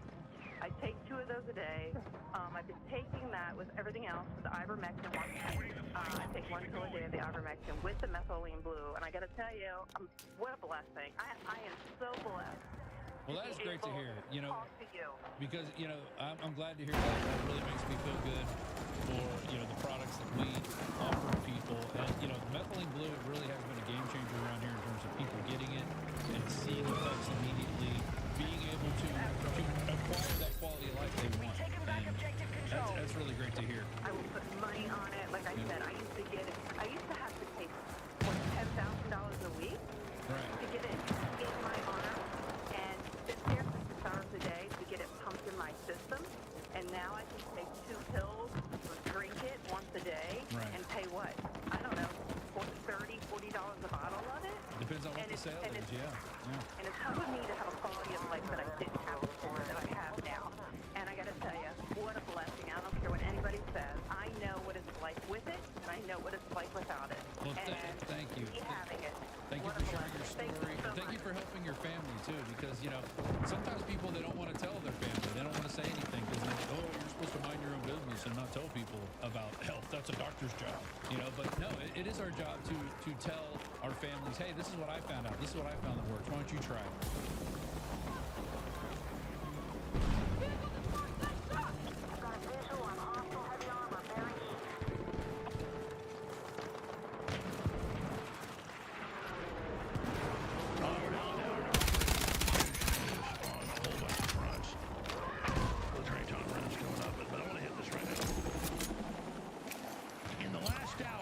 Explained that the Democrats started this war on freedom, ran their coups, run their Crossfire Hurricane, their Arctic Frost, their persecution of American people, targeting hundreds of conservative groups for destruction, for imprisonment, not just in platform anti-banking. And now, the demon on 2 feet, Dem Rep Hakeem Jeffries pledges to weaponize DOJ against Trump associates and Democrats. They're not weaponizing, they weaponize. They committed the crimes. We have the duty to do it. It's us or them. And that's why Trump is saying to Bondi, you've been given all the proof. You've been shown everything. It's been given to you by Tulsi Gabbard. It's been given to you on the mortgage fraud, all of it. And the U.S. attorneys are having to respond to these because they know if Hakeem Jeffries ever gets into power, they'll all be thrown in prison. So they're cowards. Good, get rid of the cowards. Hakeem Jeffries wants a war. Hillary Clinton wants a war. We're not going to give them their war of shooting Charlie Kirk or shooting up, support on the marked objective. Wedding.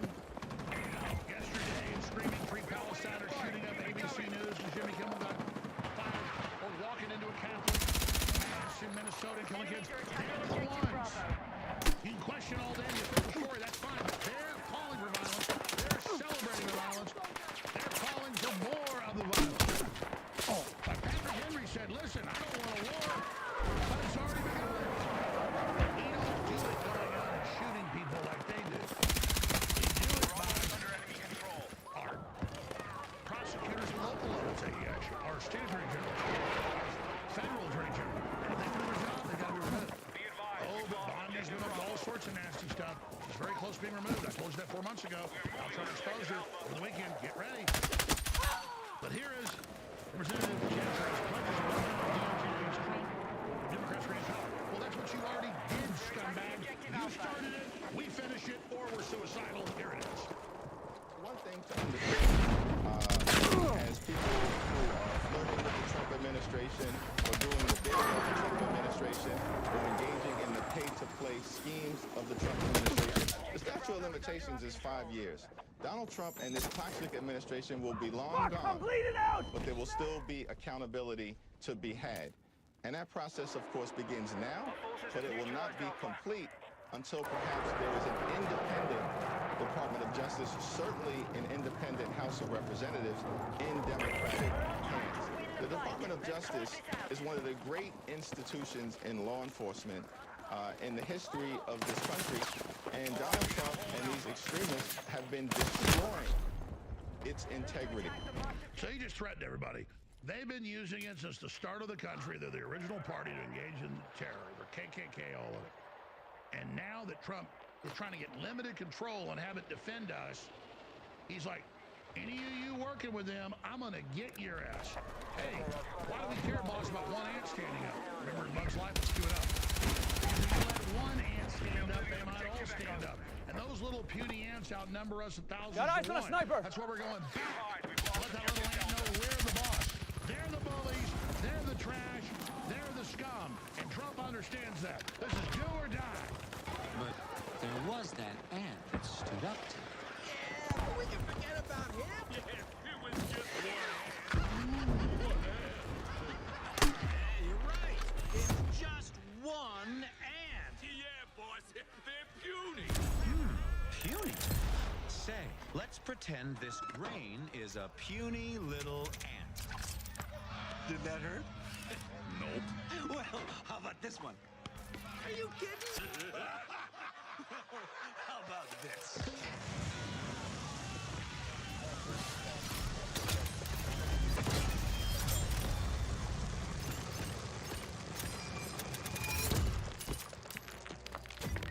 You let one ant stand up to us, then they all might stand up. Those puny little ants outnumber us 100 to 1.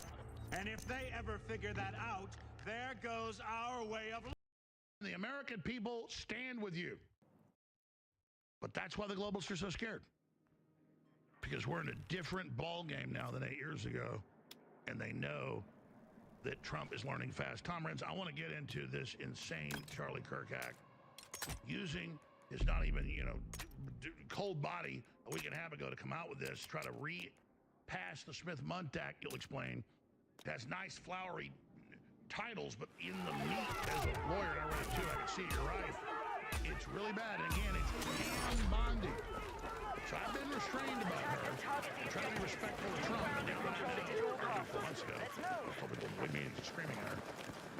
That now that he's getting ready, that now's the time to non-violently, politically knives out on her.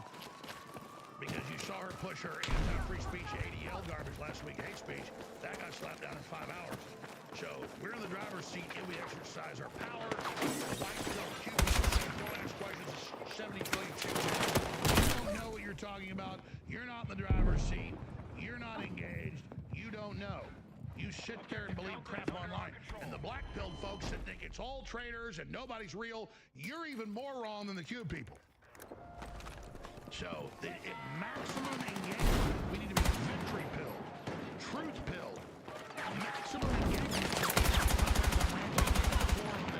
Big picture, the anomaly, saying a 30 on 6-4 didn't go for his neck. I get it, an angle, it could go down some, very rare. Then it bounced back up in the neck. I mean, there's that. I mean, and it's healthy, people don't buy anything.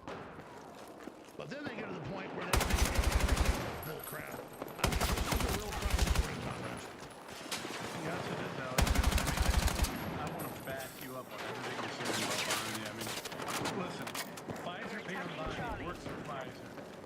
She's the agent after 7 months, and I didn't censor you. I said you can do it. Tom, I think let's give it a few months and double check. And since then, you've gone after her. 100% right. You smelled her out day one. Well, listen, Bonnie and Wiles both. I mean, listen, we know where this is coming from. We know what's going on. The thing is, Alex, is you didn't know at the time, and I couldn't tell you, and so it's certainly in defense of you. At the time, I not only have the stuff that I made public, but I have about 1,000 pages of evidence that I have not made public and don't get on some of the nefarious things that I understand attorney-client privilege. You're given this stuff by whistleblowers. By law, you can lose your life and go to jail. Well, not only that, remember, if a whistleblower comes to me with something and say, listen, can we share this with you, Attorney Renz? Yes, of course you can. what can you do with this? Well, what I do is I have to look at this stuff. I have to look at their data. I have to look at these different things, and I have to say, listen, if I put this out, there's no way for me to protect your identity. So do you want me to share it? And then I have to honor and respect them, or I won't get another whistleblower. So a lot of the data that I get, I can't necessarily share, because if a whistleblower is exposed and they lose their job, or sometimes they're oh yeah, you got sources, give them to us. The minute you blow a source, it's over, dumbasses. Yep. You can check my record and see how many times I've been wrong. So if you No, you said 3 years ago they were whistleblowers, they were doing mRNA for pigs. Now it's all confirmed. It's all confirmed. I don't do it unless I get back, unless I've checked it 50 different ways. So, yeah, listen, we knew a while back there were allegations of money misappropriated, things, people being interfered with, purposely people being appointed to positions to undermine Trump. You know, there are boxes in the headlines. There's no question about that. I posted on Truth Social this weekend about Bondi. Listen, it's time for her to go, Alex. It's time for her to go. Any competent attorney at this point should have a number of RICO cases filed. If they don't get this moving, if the Republicans lose the midterms, it's over. Trump will be impeached. The country's going to go to hell. We're going to be in serious, serious We don't have 3 years, we have 1 year. We have 1 year, and we have less than that, because anything we do is going to get challenged. So we've got to be moving now. And Humphrey Epstein, while she was AG in Florida and who worked for Pfizer and who sailed through nomination, I'm sorry, I've lost faith. If she came in and done something, fine. But yeah, But isn't it possible that Trump excoriated her over the weekend? I was ecstatic about it, and I'll tell you my interpretation of it is, I think Trump was fired up. I think he posted that, and then I think one of the cleanup crews came in to try to make it look like he wasn't so mad. I think that was intentional. I think that was a shot over the bow, and I'm hoping it was, because right now what's occurring is garbage. Now my concern is that the same thing that happened with the Diddy case, where they just threw the case. Because remember, Bondi let Tony Storr run that case, and they threw that. I mean, that was the most carefully managed case I've ever seen. So, yeah, one of the problems we have, Alex, is everybody thinks you've got a group of people who think Trump's an idiot, and he's not an idiot, he's a genius. But then you got another group of people that think that he's Jesus Christ, and he's not Jesus Christ either. He's a human being. You can only be in so many spots, and when you have to, if you're down to something, you have to trust certain advisors and certain people to get their jobs done. Bondi is not doing it. She's not done it. Well, that's like when they got mad at Kennedy when he went on vacation, they authorized mRNA, and then he came and fired the lady, and they went, oh, you said she was great. Yeah, because she lied to him. The point is they lie to your face. It's good they're firing people. Well, they need to be firing people. They need to be firing a lot of them. You know, listen, during the first go-around, people said, well, Trump fired everybody. Well, during this time, he's not firing anybody. And like I said, the DOJ, the Attorney General of the United States, is probably the most important position in this administration, along with RFK. The DOJ could do more to fix this. And the thing is there's only 2 ways to do it. One is through legislation, but Congress is the swamp, so that's not going to happen. The other is the Department of Justice. You know what? Hakeem Jeffries is talking to me, but that piece of crap, I gotta tell you, if I were there, he would walk this. I'm pretty sure he wouldn't be talking that way. These guys, There's a dog's back leg. hey, listen, I got a buddy of mine who's done a bunch of investigative work. You remember, Mark Fincham and Seth Keshel down in Arizona, they've been doing a lot of work, a lot of great work, and they found over and over how the Democrats funneled money through essentially real estate fraud to fund the Democrat stuff. Well, they also admit billions of foreign credit card donations are illegal. Yeah, there's so many different things. Now, why are there no RICO cases? Why is there no investigation? Why aren't these people in jail? It doesn't take that long. The Department of Justice has endless numbers of lawyers and endless amounts of budget. There's no reason they couldn't be doing this. Explain to me why it is that you and I can do 5 minutes of homework and produce enough evidence to warrant an investigation of George Soros, but the Department of Justice can't seem to figure out who's behind all the riots and the chaos. I mean, I don't understand that. How is it that Bill Gates can be, they can sniff out what Bill Gates is doing in a third world country, but we can't figure out what he's doing here, and he gets an invite to the White House? How is it that this is happening? It's happening because of willful blindness and political triangulation. It's happening because there are it's happening because you have a bunch of snakes around talking out both sides of their mouths that are whispering sweet nothings in his ears, and then going out and doing the exact opposite of what they're saying, just like Pfizer. Trump said, well, Pfizer showed me all this document. Well, of course they did. What do you think they're telling you the truth? How many times has Pfizer been, now he came out 2 weeks ago and said, oh, Kennedy found out they hid the documents. Looks like I might have been lied to. What's the latest on that from your side? Well, I mean, just that. It looks to me now, I can tell you that I was told, and this is the first time that I've heard this from someone that is credible enough that I believe it. I was told that there is a plan. I can't say it's more than that, but that there is a plan from this. I don't know all the details myself. And it was confirmed by another person who separately posted something and mentioned it to me. I can't share what I think I know because I can't confirm it. It's secondhand. But I'm hearing that Trump is kind of waking up to some of this. Now, how far that goes, I don't know. Well, let me tell you. I mean, 4 months ago, I talked to people that were he's blown up. He knew he had 6 months. I mean, look at Letitia James. They just released the Justice Department in Virginia. That was leaked because Trump's pissed. Exactly what he put in his letter. So the gloves are definitely off. That only makes the left that much more dangerous. But I can tell you from all my sources, and it's not just Ed Martin, folks. Ed's like, hey, be sure when you talk about this stuff on air, they're saying it's me, and it's not. He's dealing with my stuff with me and Arctic Frost and Crossfire Hurricane, and that's what I'm talking to Martin and his weaponization task force. The other people I'm talking to, they're absolutely clear that they have total proof. They have the grand juries ready to indict. And it's being blocked by the U.S. attorney. So that's why Trump. Some of the grand juries have been open 8 weeks. Most of them 5. That's why they're getting blocked. They're getting blocked, Tom. Yeah. Well, this doesn't surprise me. This goes to exactly what you and I talked about. There are bad guys that are doing this.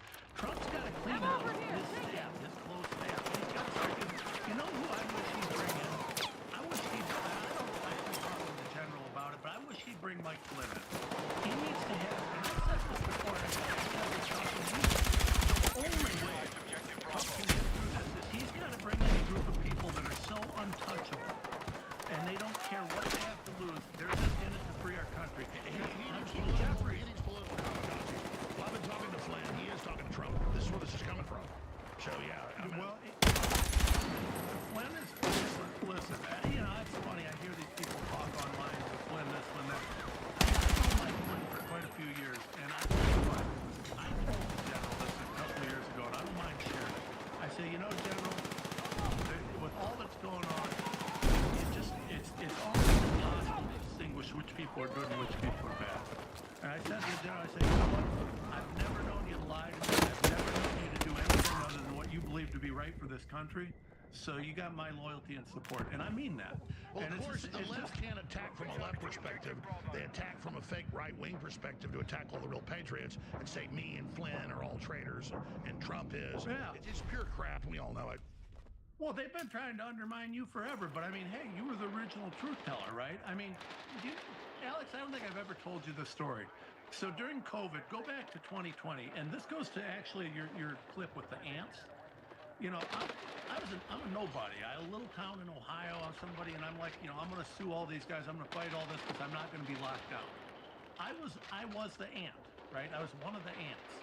And, when I'm looking at this, I was thinking to myself, how did I get anything? Well, to get anywhere, I had to wake people up to what was going on with COVID. So I started on that. And, over the time, as we started to gain ground and we started to get the word out and as we started to do things, one of the big things that I did was I looked at you and your work. And, because you were the original conspiracy theorist, except for it wasn't theory. It was just conspiracy. And so I actually have in my notes, I've never told you this. Isn't this peculiar that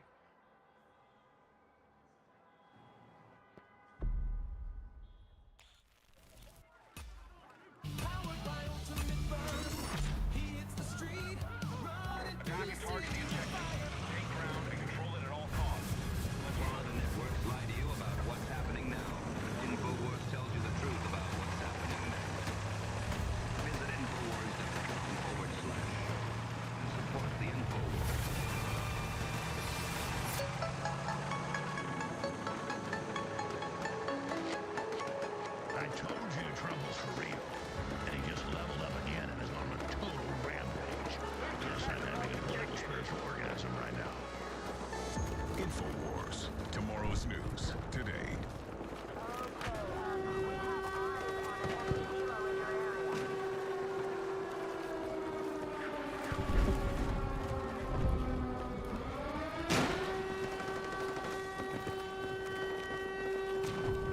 Ladies and gentlemen, this will be a historic broadcast. We're entering the 246th day of the return of the American Republic of the West. President Trump is overperforming what I believe he would be able to get done. I am beside myself in thanks to God and to all of you that God has worked through together.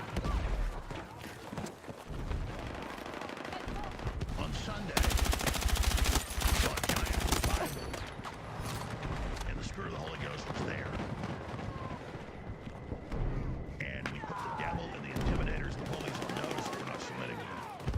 Yesterday, RFK Jr. and Trump come out with exactly what I told them in the States. 100% of the MMR shots, hepatitis shot, are the main cause of autism, but women taking Tylenol in utero massively reduces blood-brain barrier and other tissue growth. It has a bigger effect in all mammal studies on males. It's been known for 2 years. And so that lowers your defenses, and then the shot does the job. Exactly what I told you. They would say, and then the left and Big Pharma attacking Trump. You don't do what he did if you're not the real deal. He knew he got scammed with Operation Warp Speed. He brought in Kennedy to do it. I knew the backstory in Inside Baseball. And now they're delivering on every front on going after the death cult that runs Big Medicine, Big Pharma. Normally, we would do the whole 4 hours on the hour-and-a-half press conference. Unbelievable story. Then, Trump was supposed to speak 30 minutes. He goes off the teleprompter, which you tell he wrote the speech. I know the speeches. Tell it once Miller writes it. Miller Trump is. That was a Trump speech. I mean, Trump sits there with Miller writing it, but that was all written by Trump. Need a medic! Come out later. He had written up before. Come out. He likes to write his UN speeches, his big speeches. But he went off his own speech, went an hour. And the second half that was off script was just devastating. The UN is not supposed to run invasions, but stop them. The whole carbon tax is a plan to enslave humanity. We must bring back the West and save the world. I mean, this is the opposite of the Great Reset. And again, you don't do things like this in action and in word in here with the bad guys. This is devastating for globalists. So he got in 8 months ago, did really good for about 3 months. Better than I thought they would. They kind of got talked down for a while. Still got some good guys. And now like a badass off-road monster truck that's going through a swamp that's going 80 miles an hour. And then hits a deep area and is only going 20. And the mud's all coming in the, over the truck. And the truck may sink. And all of a sudden it just roars out on the other side of the coast. And it's just out of the swamp and just shooting out the exhaust.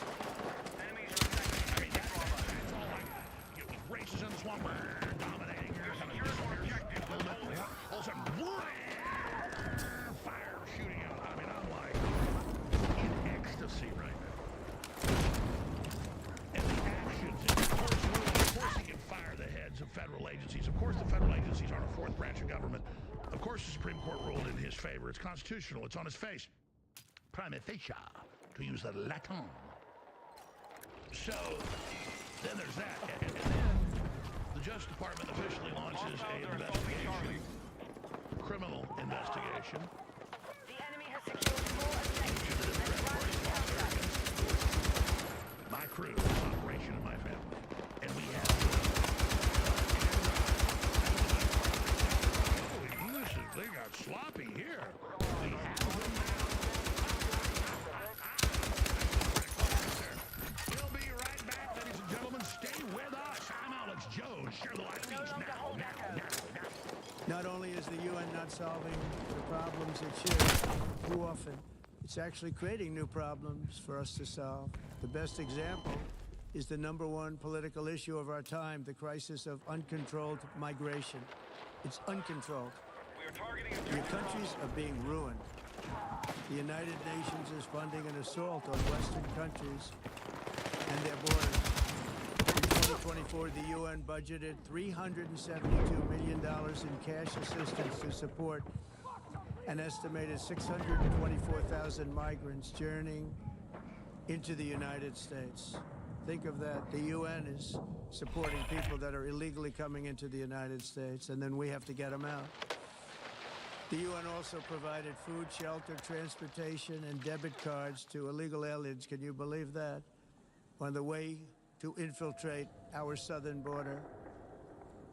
Millions of people came through that southern border. Just a year ago, millions and millions of people were pouring in, 25 million altogether over the 4 years of the incompetent Biden administration. And now we have it stopped, totally stopped. In fact, they're not even coming anymore because they know they can't get through. But what took place is totally unacceptable. The UN is supposed to stop invasions, not create them, and not finance them. In the United States, we reject the idea that mass numbers of people from foreign lands can be permitted to travel halfway around the world, trample our borders, violate our sovereignty, cause unmitigated crime, and deplete our social safety net. The Trump of 8 years ago was 10% as good as the Trump. There goes the persecution culminating in Butler. He leveled up then. But the new Trump, for people that back in the 80s like I did, was the Mario Brothers. It's like Luigi gets the mushroom. So since they killed Kurt, and I'm just like Trump or any other alpha male, something really bad happens, I'm not a victim. But I usually process it and I get depressed. And I work through it and then I come back strong. He didn't sleep for 2 days. They were really worried about him. People saw him cry at night and literally basically stumble around. I was in D.C. for that and all this stuff there. Attention! We are attempting to capture Bravo. I was going to actually go over there and I'm still retired. But really, I was like, yeah, no, I'm not going. You need to know, like, he's the type of person who'll still meet with you, even if he's totally exhausted. It's just crazy what a bull he is. And that was on that Friday, so. But he came back through that now and is even tougher. Man, I gotta say this, everybody. I mean, all you black pillars out there that the rest of it for just doing nothing but talking crap about Trump. We expose bad people in this administration or weak people to getting back on track. But compare the Democrats. This is night and day. But worse are the black pillars, and I just harp on this, it's so important, as the white pillars. Think everything's fine, we're not in a fight, it's all done, everything's gonna turn out great. We're in a boat sinking, bailing water, and they're telling us everything's fine. That's crazy. This is neck and neck. Well, it wasn't until the last. You can feel it intellectually, spiritually, culturally, in the zeitgeist of the spirit.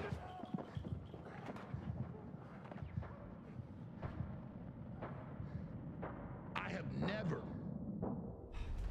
been more satisfied, because I don't do what I do for power, or for power trips, or for revelry, or for reveling. I do it because I need security and don't want to be depressed and slave. And I got the same feeling as a teenager and some 20-year-old when I'm 14 is trying to kill me. His little brother attacked me and I broke his nose, and so he sees me at McDonald's and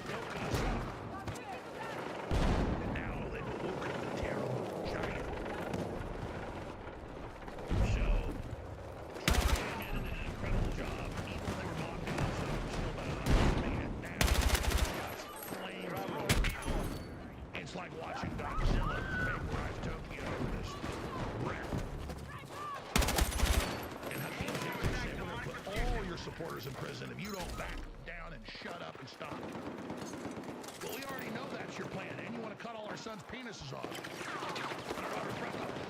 get it. You declared war on us. We accept the challenge, you thug. Ilhan Omar, Hillary Clinton, all of you. I have the leftists in these mediations and stuff. You know where the we're going to get you, and I'm like, that's not a fight. You think threatening me makes me go away? You don't. I'm bleeding out, medic. You know who we are? Well, you're going to find out who we are. And if you knew who we were, you'd be scared. Because those of us that have real cellular grit and spiritual power have governors on us. Those that don't have power don't understand that. Because you don't have horsepower. You have the horsepower of a gremlin, of a pacer, of a Yugo. You don't have 1,500 horsepower. You don't have 2,000 horsepower. You don't know how dangerous it is. Those of us that got the horsepower and the gear to hack it. But you obviously haven't read Conrad Lorenz. And you know psychology, or you know. So, Objective Charlie is under let me control. give you the big news. I could spend the next 4 hours on Trump's hour-long speech to you. Epic beyond belief. First half really good. The second half is the greatest speech ever. Calm, focused, destroying. Calling out all their lies, saying, I know who you are. You're the evil ones.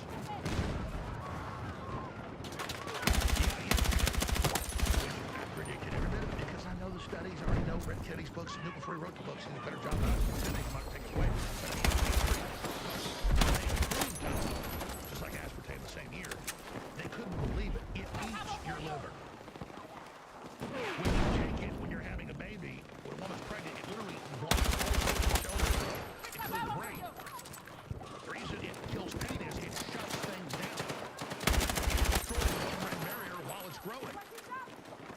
And boys have a blood-brain barrier half as strong on average in all mammal species, males. And so you annihilate that.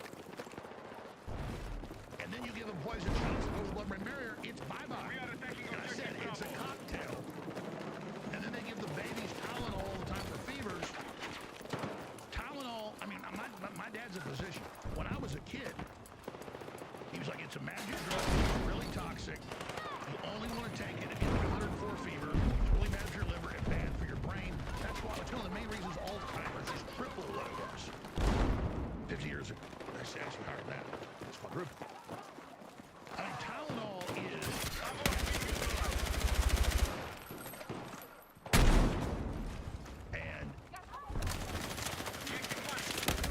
The shots, the MMR, the hepatitis, we know those are the big ones. Need a medic! So, this was coffin nails to the globalists. This was irrevocable devastation of Big Pharma. This is Trump turning the corner on warp speed, bringing Kennedy in to do it, which I told you he was doing. He'll never admit he's wrong.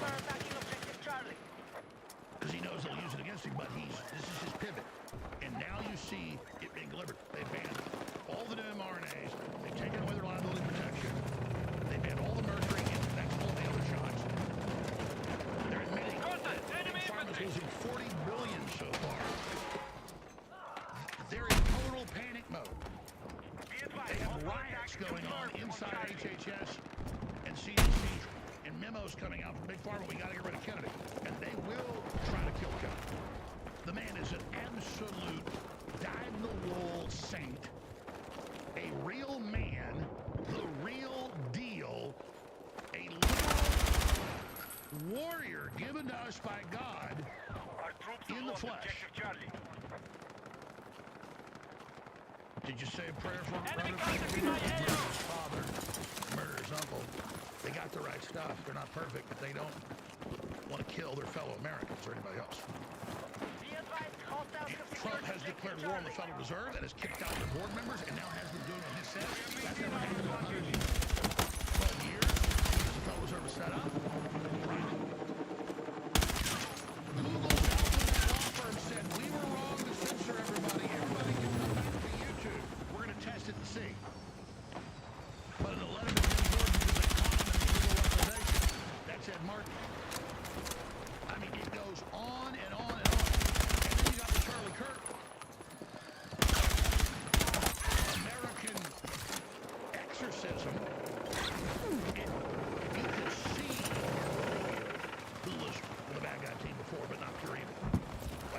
at the end turning to good.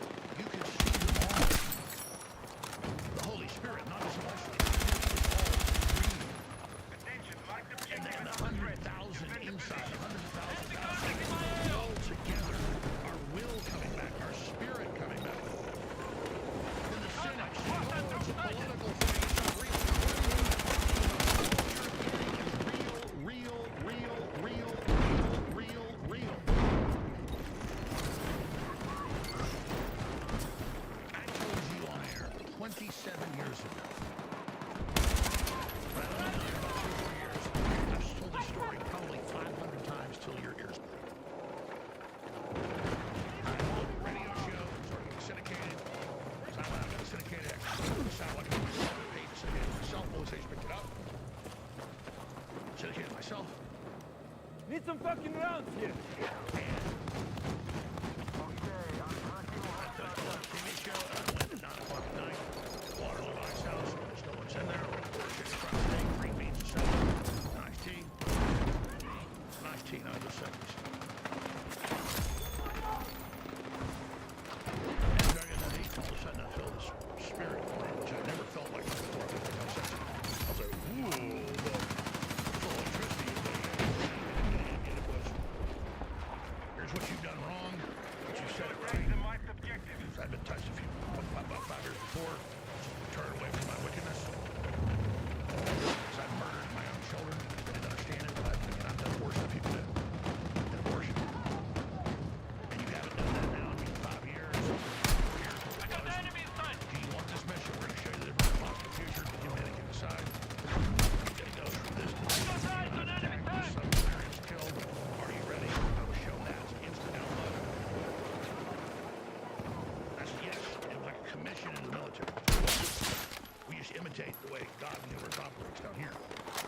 And then I was like, all right, here's what's going to happen. And I go on air. And I said, I got a vision from God. We're going to turn everything around. We're going to wake up the world. It's going to be awakening. Globalism is going to be defeated for a time so we can get prepared for when the real Antichrist operation hits in the future. Satan will wage war against the saints and overcome them in the end of the 3rd quarter, but in the 4th quarter we win. I've told that story 1,000 times and in more detail. And God told me, you will be the one. You will be the equivalent of a John the Baptist that will be recognized that brings the Great Awakening. There will be many others, but you will be the focal point. You will be targeted and recognized for that. Are you ready for that? And God chose me for that, told me as well, because you don't care about being the big guy or the leader or number one. You have the courage. You're willing to go through this, but I'm going to test you, and a bunch of bad stuff's going to happen, so that it gets worse and worse and worse and worse. This is instant download. It's like knowledge, like you're just given the knowledge of a 90-year-old. And you got to search through it. And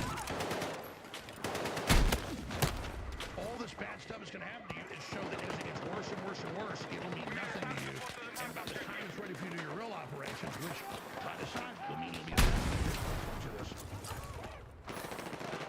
That you will be willfully in line with it. But you have to get the mission if you want the mission. And I said, absolutely. I didn't see anything, I didn't see God. But I was like, and all this knowledge pouring in so fast, and being able to then begin to see the future, everything else, it was just amazing. It was being upgraded. And it's happened 6, 7, 8 times after that.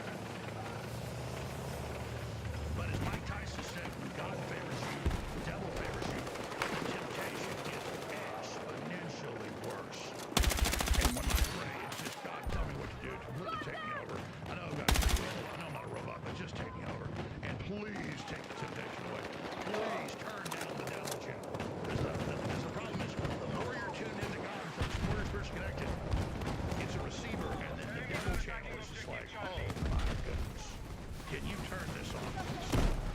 But you can't, because God wants you to be scanning the enemy. Literally dial in, what's that lady thinking? What's that guy thinking? I literally get you. It's mind reading. And more and more families see, everybody sees it, like, oh, you're thinking this. How do you know that? It's crazy. But I only have limited temporal human awareness, so I can only, like the eye of Sauron, but the good way. I can look at anything I need to, and then I get the answer. The problem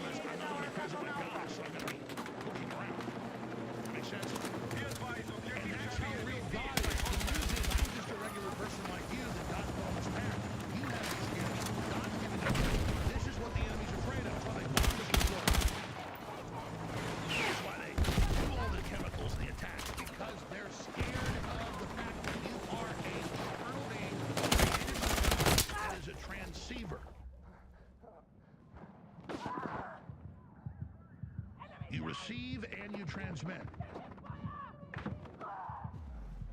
And so, I am more devilish than even the top generals in the New World Order because I'm dialed in. I have knowledge of good and evil that we got at the fall. I don't execute it. I don't like it. I don't support it. But the knowledge of it is enough. That's why we're falling. So most of these Satanists and people are operating in one dimension. They're just about their power, mindlessly getting off of the demonic energy of it. It's just, it's just like a drug.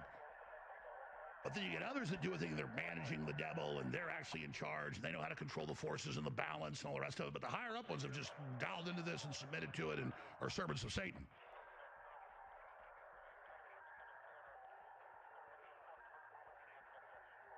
But what you need to know is, as I've said 1,000 times, the devil's greatest trick isn't that he doesn't exist. That's his second trick. Number one trick is that good doesn't exist. Good does exist.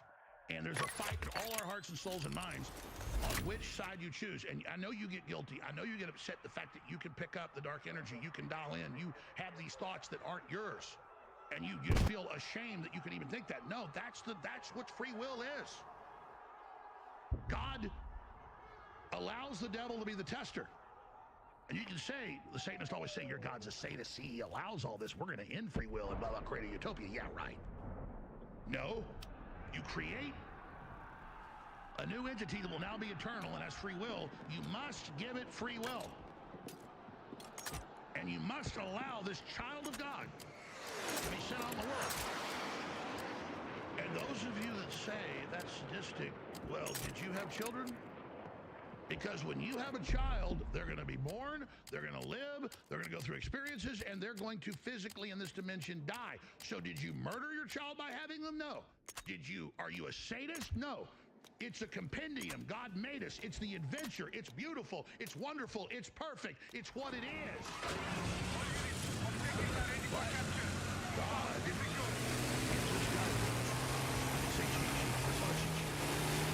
God loves us so much in free will, but he literally incarnates to experience and chew the same ground you chew and take on all the evil himself to show, and I'm going to make you put up with a little bit of it. I'll put up with all of it. Past, present, and future. I'll take it all. And that's God's will. God is not perfect, but he's God's mind that was essential to perfection. And if I'm going to make them do this, I will actually take it all on so that I can forgive them and show them that it's okay. That is the mystery. That is the secret. That is the perfection. That's why it's so real. Our troops have secured Echo. Now I'm going to stop preaching, go to break. I'm going to come back with the epic Trump UN, epic press conference on the Tylenol and the poison shots. They're killing the mRNA programs. It's all happening. They dismantled border protection, so they're like, well, it's not as good as his first term because he had to rebuild it. Now it's ramping up exponentially. Even Trump critics have to admit it. It is spectacular. And then the Charlie Kirk Memorial. And people saying, oh, that's not real. What do you mean, the crowd wasn't real? You could say one person was for real, one wasn't. Only God could judge. No, the people there being positive and being with violence and nothing getting better. Weddings screaming free Palestine and shoot up ABC and do all this stuff. No, that's this was good. This was beautiful. It was pure in its intention, and it was what Charlie Kirk wanted. You know, looking down from a higher dimension, you know he's so happy and pleased. He got exactly what he wanted. He's where he wants to be. My flesh is weak. My spirit's strong. I don't go out and put myself in harm's way wanting to die. But when I need to go out in public quantum events, I have no fear. And if it is God's choice that I be killed in the service of humanity in the future, it is a Christ-like death. It is a king's death. It is the greatest death to die in the service of others. And so I have no fear of that. Fear of failing my mission and not being strong enough and not worshiping God strong enough and not being worthy to align myself with the creator of everything, who I beg to take full control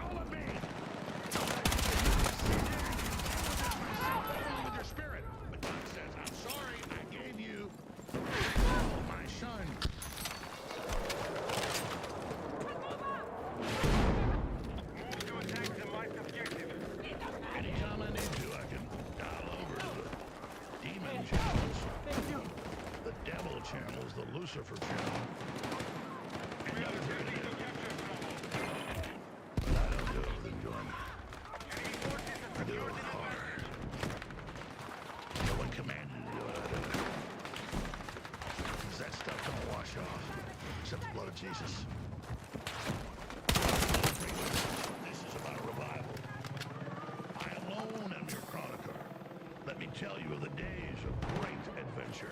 We'll be right back. Stay with us. This is a little piece of art, a really nice memento. Need a medic! And for $100, an InfoWars War Bond, it's mailed to you with a one-time promo code you use. So when I show these on air, whoever puts one of these in first, it's $110. But when it comes in the mail, you can use it once for $110 in the store. And then it's a nice memento to know that you supported the operation in such a key, critical time. Alex Jones War Bond, $110.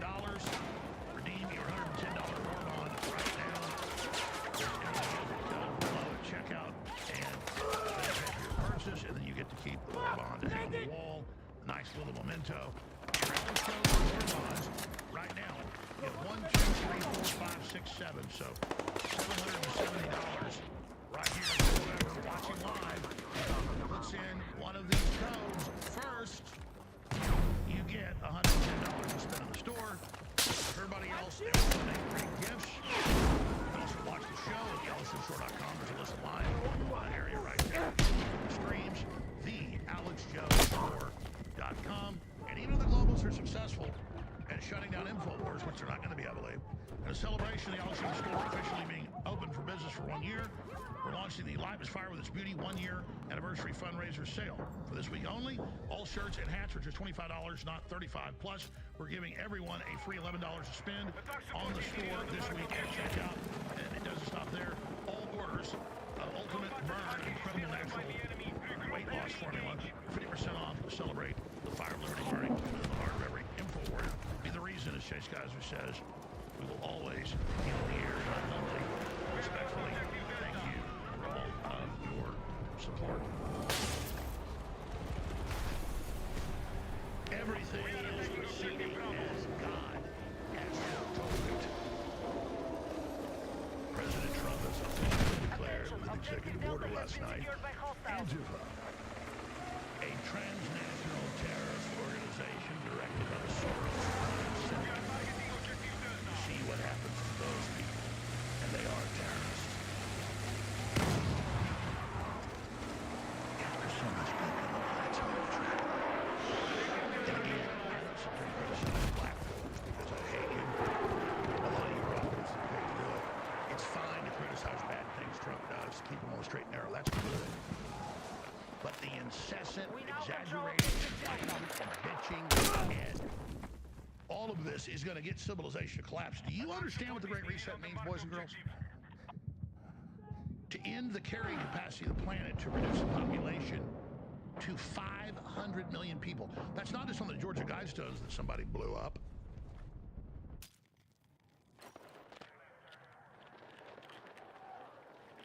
It's in the UN plan.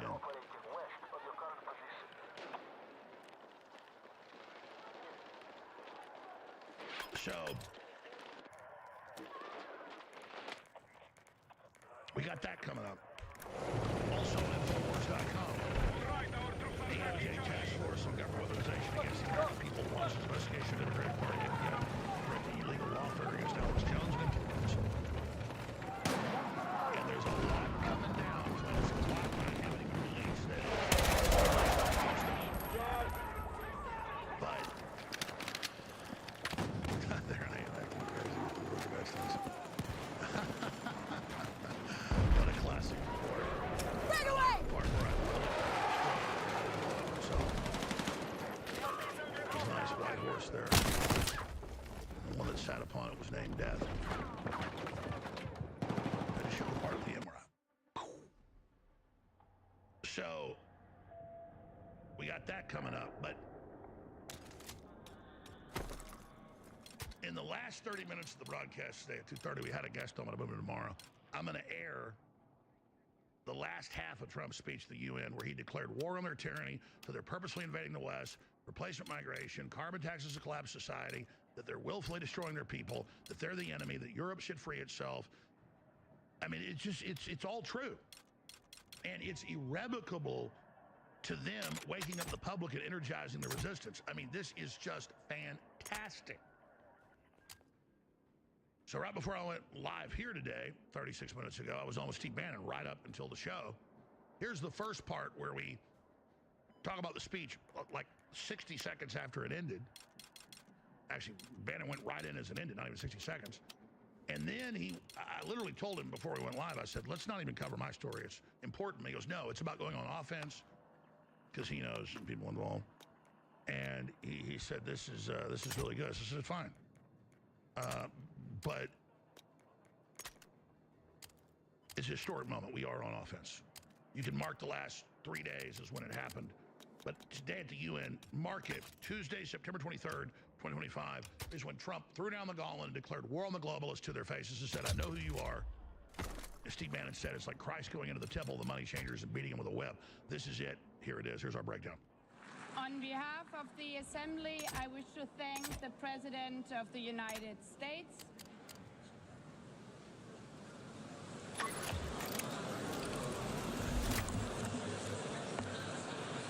Okay.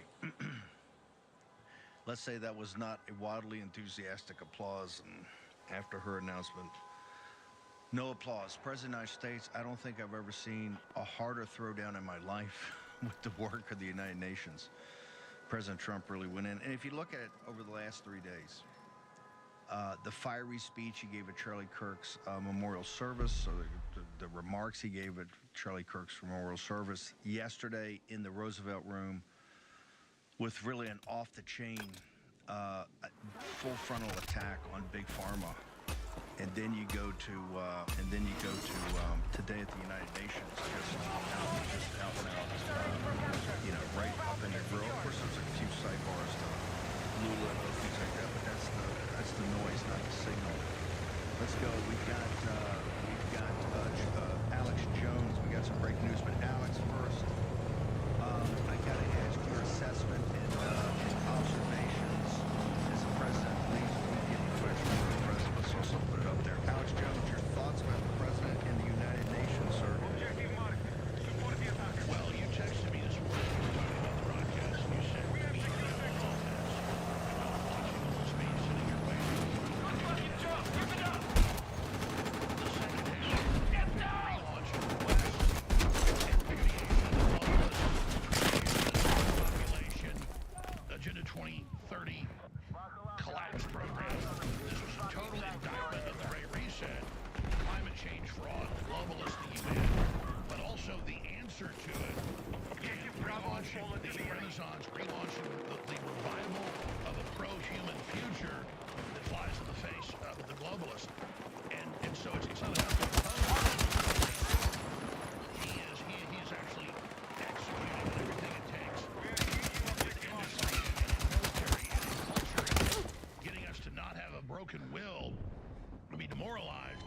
This Trump is 10 times better than the one we had in the first administration, battle-hardened, survived multiple assassination attempts, through hell, literally a spiritual leveling up. I mean, you can see it, you can feel it. The churches are full of people.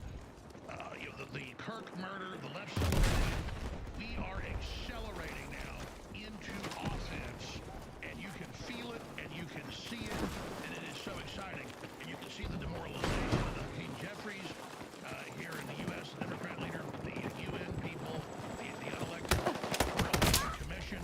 They are in fear. They are as white as sheets. And Hakeem Jeffries said, anybody supporting Trump, we're going to put you in prison. Well, we already know that. We know it's do or die, and so is Trump. And that's why they're removing these U.S. attorneys and others that are deep state operatives. And we are now on the offense. But now the real battle starts. Everything else is a prelude, a build-up. Now the big one is beginning right now.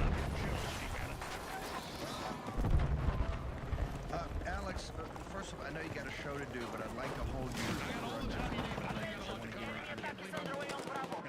No, because I want to get into details about some news about you but I'd like to ask you to walk the audience through just the last 3 days. We had really the sacred and the secular merged together at Charlie Kirk's memorial service for President Trump's kind of fiery remarks. The best, I think, best launch of a broad awakening of Christian nationalism. Then yesterday he goes right in out-bottom Bobby Kennedy and taking on Big Pharma and says, hey, this is going to be the signature. What he's saying, he's not going to let the corporatists take your body and destroy you. Right? You're in charge, not they're in charge. And they in the United Nations, from the Global Compact on immigration to climate change, every big initiative. And this is what I love about it. It's not just UN General Assembly. He's talking about the engine room in Geneva, where WHO, where World Health is, UNESCO, all the cultural institutions of the UN, where all the money goes to spread their madness throughout the world, controlled by the Chinese Communist Party. Trump takes it right on. Walk me through the arc of these 3 days, which I think are 3 of the best days of Trump's presidency, first term or second. Come on! Steve, I've been on here 31 years, and I gotta tell everybody right now, I've never seen 3 days like this. My spirit is so strong. As well, but on Sunday, he said to the terrorists, the literal demonic Democrat Party,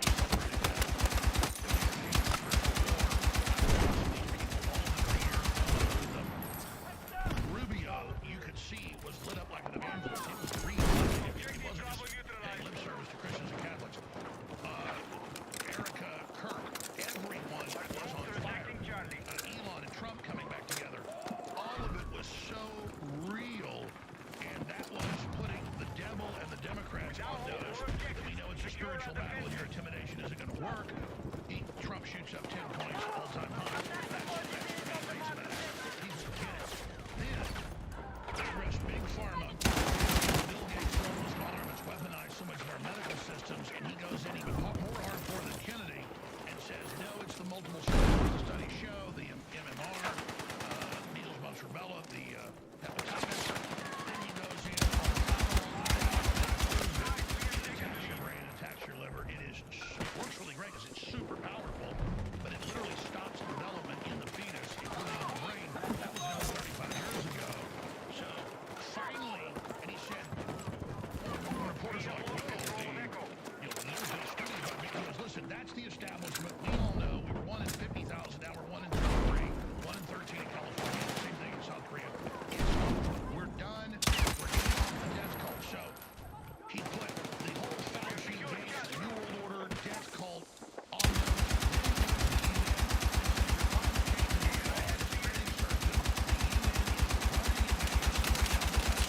replacement migration, which is an official UN plan for 2000, an official stated policy. That's the whole Soros operation and Mayorkas and the rest of it. And then he moves into, we have to come together, we have to be optimistic, we have to build a common future. He then exposed all the carbon taxes and big fraud, and just absolutely levered. And the first part was completely good. The second half literally was all true. And I was sitting there watching it, knowing the next thing he'd say. You could tell it wasn't twice as long as he was supposed to, because he was just ignoring the teleprompter, and we got real Trump. And I can tell by the speech he wrote that. But it's so, I can't wait to see what he does this afternoon. I mean, this Trump is incredible. Thank you, God, for this man. I am so proud that we all supported him and defended him. Nothing's perfect, but this is night and day. All the black-pilled people that bitch and complain and arms your quarterback, they have no idea that if he fails to stabilize the dollar, secure the border, and stop these wars, and there's a global collapse, we are talking World War Z level destruction. We better all get behind this man right now, Steve Bannon. Alex Jones, magnificent. Hang with me. I do think Charlie Kirk's assassination execution has unleashed something in the president.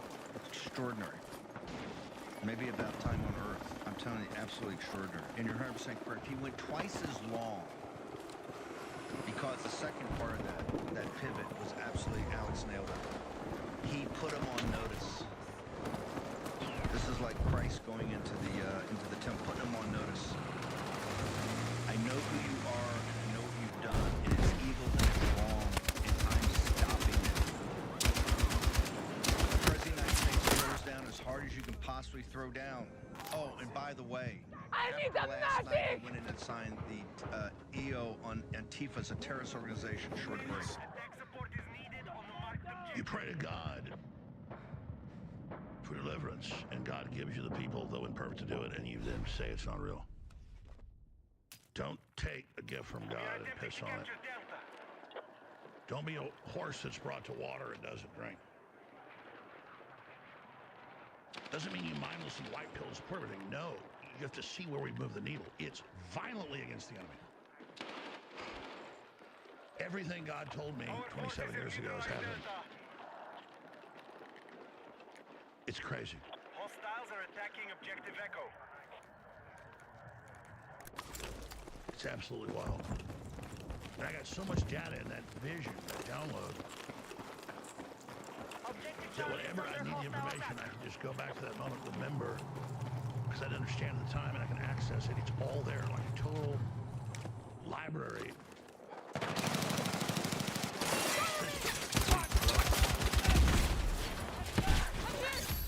Look at the planet, look at the stars, look at everything around us, look how amazing everything is. That's just what your eyes see. I mean, everything going on around you interdimensionally is a trillion times more incredible. This is insanely awesome. I mean, wow. A boring news day doesn't exist. You're bored, you're watching Netflix. You're bored, you're not engaging in fighting evil and promoting freedom.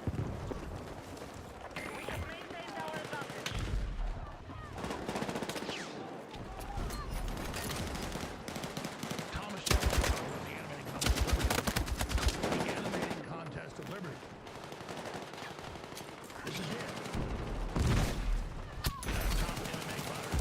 I have top boxers. They say, no, I did this because I like it.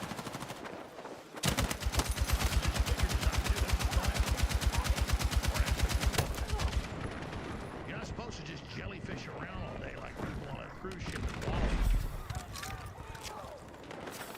You're not supposed to just experience people's lives or facsimiles. You're supposed to live it. What an adventure. What a blessing.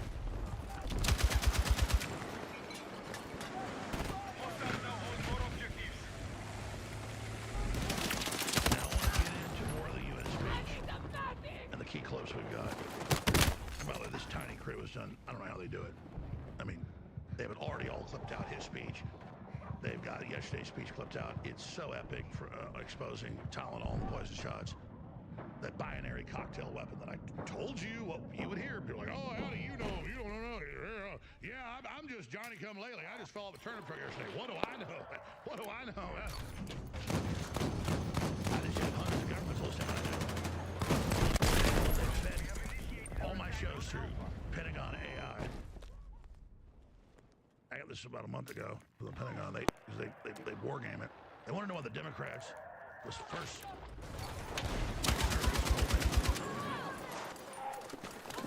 6-7 years ago, he said, yeah, I got these little can't give them all or reveal what it is, but they banned you not just because you're everywhere and AI was on Wikipedia, so that's why they banned you. They gave you the documents. I showed them.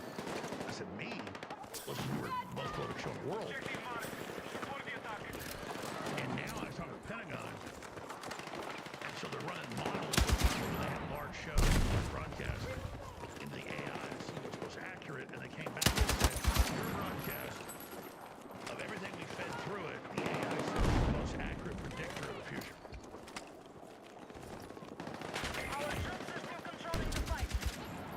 And I told you after the Vegas terror, Arabia, before we invaded, they really knew it happened. We did. The FBI called up and they said, why don't you come work for us? You're able to do that, because I predicted the shooting. And again, I'm not telling you this stuff like, oh, I'm smart. Oh, no, no. The point is, this is going on. This is the ether, folks. This is all around us. This is happening right now. And they don't want you to realize how powerful you are and how amazing you are.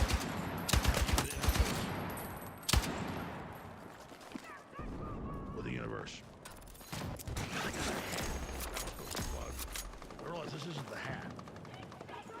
The embroidered hat. We'll just show the B-roll of it. In a minute. Maybe it's over there on the desk. Maybe it's over there.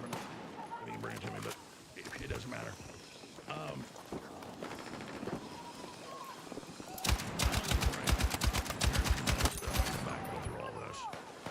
But yesterday, you noticed I focused on news that I just didn't do it. And you see us winning. You see us winning in court. You see all this. You see the bad guys wanting to shut down. But if I don't promote the products and you don't buy the products, it's all just money. So it's really simple. I sell you things that I know are really great and really Take work what you can well. carry. I want you to be the most accurate. So we're the best. So this wants to be the best liars. We want to be the best truthful people. That's the lane I'm in. It's what makes me feel good. It's who I am. I can't help it. So I'll find the hat. It's fine. We have B-roll of it. We can show that. We have B-roll is a big about getting B-roll of it. All the rest of it. That's not a problem. Anyways, the point is that I hate plugging stuff. Even though the methylene blue is the best, even though our Shilajit is the best, even though our turmeric is the best, even though all of that, I don't want to sit here and pitch things because I'm not a merchant. I'm not a salesman. I sell freedom. But I will sell stuff to fund our operation, and I will sell you stuff that really works, because why would I sell you something that doesn't work? I want you to be blown away by it so you get it again. This is not rocket science. All you've got to do is have the common sense thought in your brain that this guy's information is so good, maybe the products are just as good as he's saying, because they are. Now, it takes a few days to kick. They're amazing. Our very highest quality private label, the top selling brand, 2,000 milligrams per serving, bovine plus. The first 2 weeks of a mammal's milk is just superfood. It's all available at thealexjonesstore.com. And it's discounted right now in the 1-year anniversary of the Alex Jones Store, which I don't own, which is Bigly, which finances this show and the backup network. So if even they shut us down, they don't shut that down because they own it. But they back us and the crew. So they're incredible products. It keeps us on air. I just need to get 1% more of you, because less than 1% buy anything, to go get the products, and we'll go. I don't want to go 24 hours a day. What's the point of being on from like midnight to 4 or 5 a.m.? I want to go like midnight to 5 a.m. And then later, maybe we'll go 24 hours. But we got the hosts. We got the people. They're building the big studios, our new backers, all of it. You know, just a couple miles away. Not just a little backup studio. Huge, badass, better than these. There's a lot of money going into this, but I have to focus on bringing myself, because this year's we're saving for itself, and then just move it to the new studios. Because they have to attack it and try to shut down all of our archives. They're so powerful that are evergreen, ultra green, infinity green, just stronger and stronger. So you want people to fight for you. You want people to take action for you. You want people to take on the globalists and the New World Order. Well, who's doing it more than Trump or RFK, who are incredible, and Elon Musk?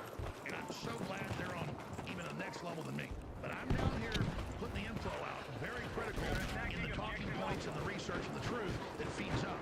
The bad guys want us off the air because they know we've got ability to review the show on the back. There's maybe 1/10 to 1% of everybody at thealexjonesstore.com, but the majority of you share the articles, share the videos, to your email, your text message. That's got the power. It's you. It's you they want to shut off. It's you they don't want me motivating and getting engaged and getting involved. So pray for the broadcast. Share the links and articles. Share the clips. Download them yourselves. Cut it up. Do whatever you want. The show belongs to you. But whatever you do, realize that this is not a regular show. This is not some Netflix entertainment program. This is real live analysis and fighting for freedom and defending and going from being obscure in the wilderness to being the zeitgeist now. And everywhere around the world, what we talk about is now out in the open. That's what you want to back. So go to the Alex Jones Store. The widest selection of t-shirts, ball caps, hoodies, and everything. And take advantage of it all. We have a limited edition America's first hat that is a fundraiser. They're almost all sold out already. Regular hat's $25. You know, this hat's 70-something if you're a member. 100 if it's not, because if you want to support, it's a memento that you did support. It's embroidered. Hat costs like $45 to make. That's how expensive it is to make stuff in America like this. They get China for $7. limited time fall super sale, 70% off Atomic Defense Super Immune System Booster with methylene blue. Purchase Lord, discount, get a free bottle of Atomic Defense for 70% off. Boost your health and take control. Unbeatable offer. Purchase any bottle Ultra Methylene Blue tincture or Ultra Methylene Blue capsules. Get 7% off. Your ultimate natural health shield packed with cumin extract, turmeric, honey powder, and more. Ultra Methylene Blue tincture discount. Ultra Methylene Blue capsules discount. Atomic Defense 70% off. Plus the America First Limited fundraiser edition hat is almost sold out. Only 250 of them. They're about to sell out. The hat is a designer. Recently aired. America First. Don't wait. Stock is limited. Thank you for your support. TheAlexShowStore.com. I want to thank you all. Howard Matsutrad. You realize how fake it all is. The football, the basketball, the Lady Gaga, the Justin Bieber, who gives you these carbon tax messages. They tell your kids they gotta love Justin Bieber, and then Bieber says, hand in your guns, pass the Cybersecurity Act, and the police state's good, and then your children are turning into mindless vassals who now they look up to some twit instead of looking up to Thomas Jefferson or looking up to Nikola Tesla or looking up to Magellan. I mean, kids, he circumnavigated with one ship the entire planet. He was killed by wild natives before they got back to Portugal. And when they got back, there was only like 11 people alive of the 200-something crew, and the entire ship was rotting down to the waterline. That's destiny. That's will. That's striving. That's being a trailblazer and explorer. Going into space. Mathematics, quantum mechanics, the secrets of the universe. It's all there. Life is fiery with its beauty. Its incredible detail. Today is the one-year anniversary. 6 months to set it up, but we're launching Life is Fiery with its beauty. That's saying that's in the year. One-year anniversary fundraiser sale. And you're doing really good in court. Big victories. You're going to see a bunch of stuff in the news. Very, very soon. I'll just leave it at that. Right there. In celebration of the Ultimate accomplishing for a year, we are launching the Life is Fiery one-year anniversary. All shirts are just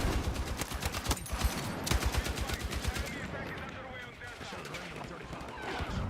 We're giving everyone free $11 to spend on the store this week only with no code required on all orders of $75. Just at checkout, $11 comes off the price. And it doesn't stop there. All orders of Ultimate Burn are 50% off an amazing natural fat burning private label, the top seller. So it's already a top company. It totally works, certified. 50% off to celebrate the fire of liberty burning within the heart of every InfoWarrior. Go now to TheAlexShowStore.com and take advantage of the incredible fundraiser sale now for incredible discounts on all of our merch, including the new Holy Wars line of Life is Fire with its beauty. It's all based on the Crusades, which were a defense to over 100 Islamic attacks on Europe.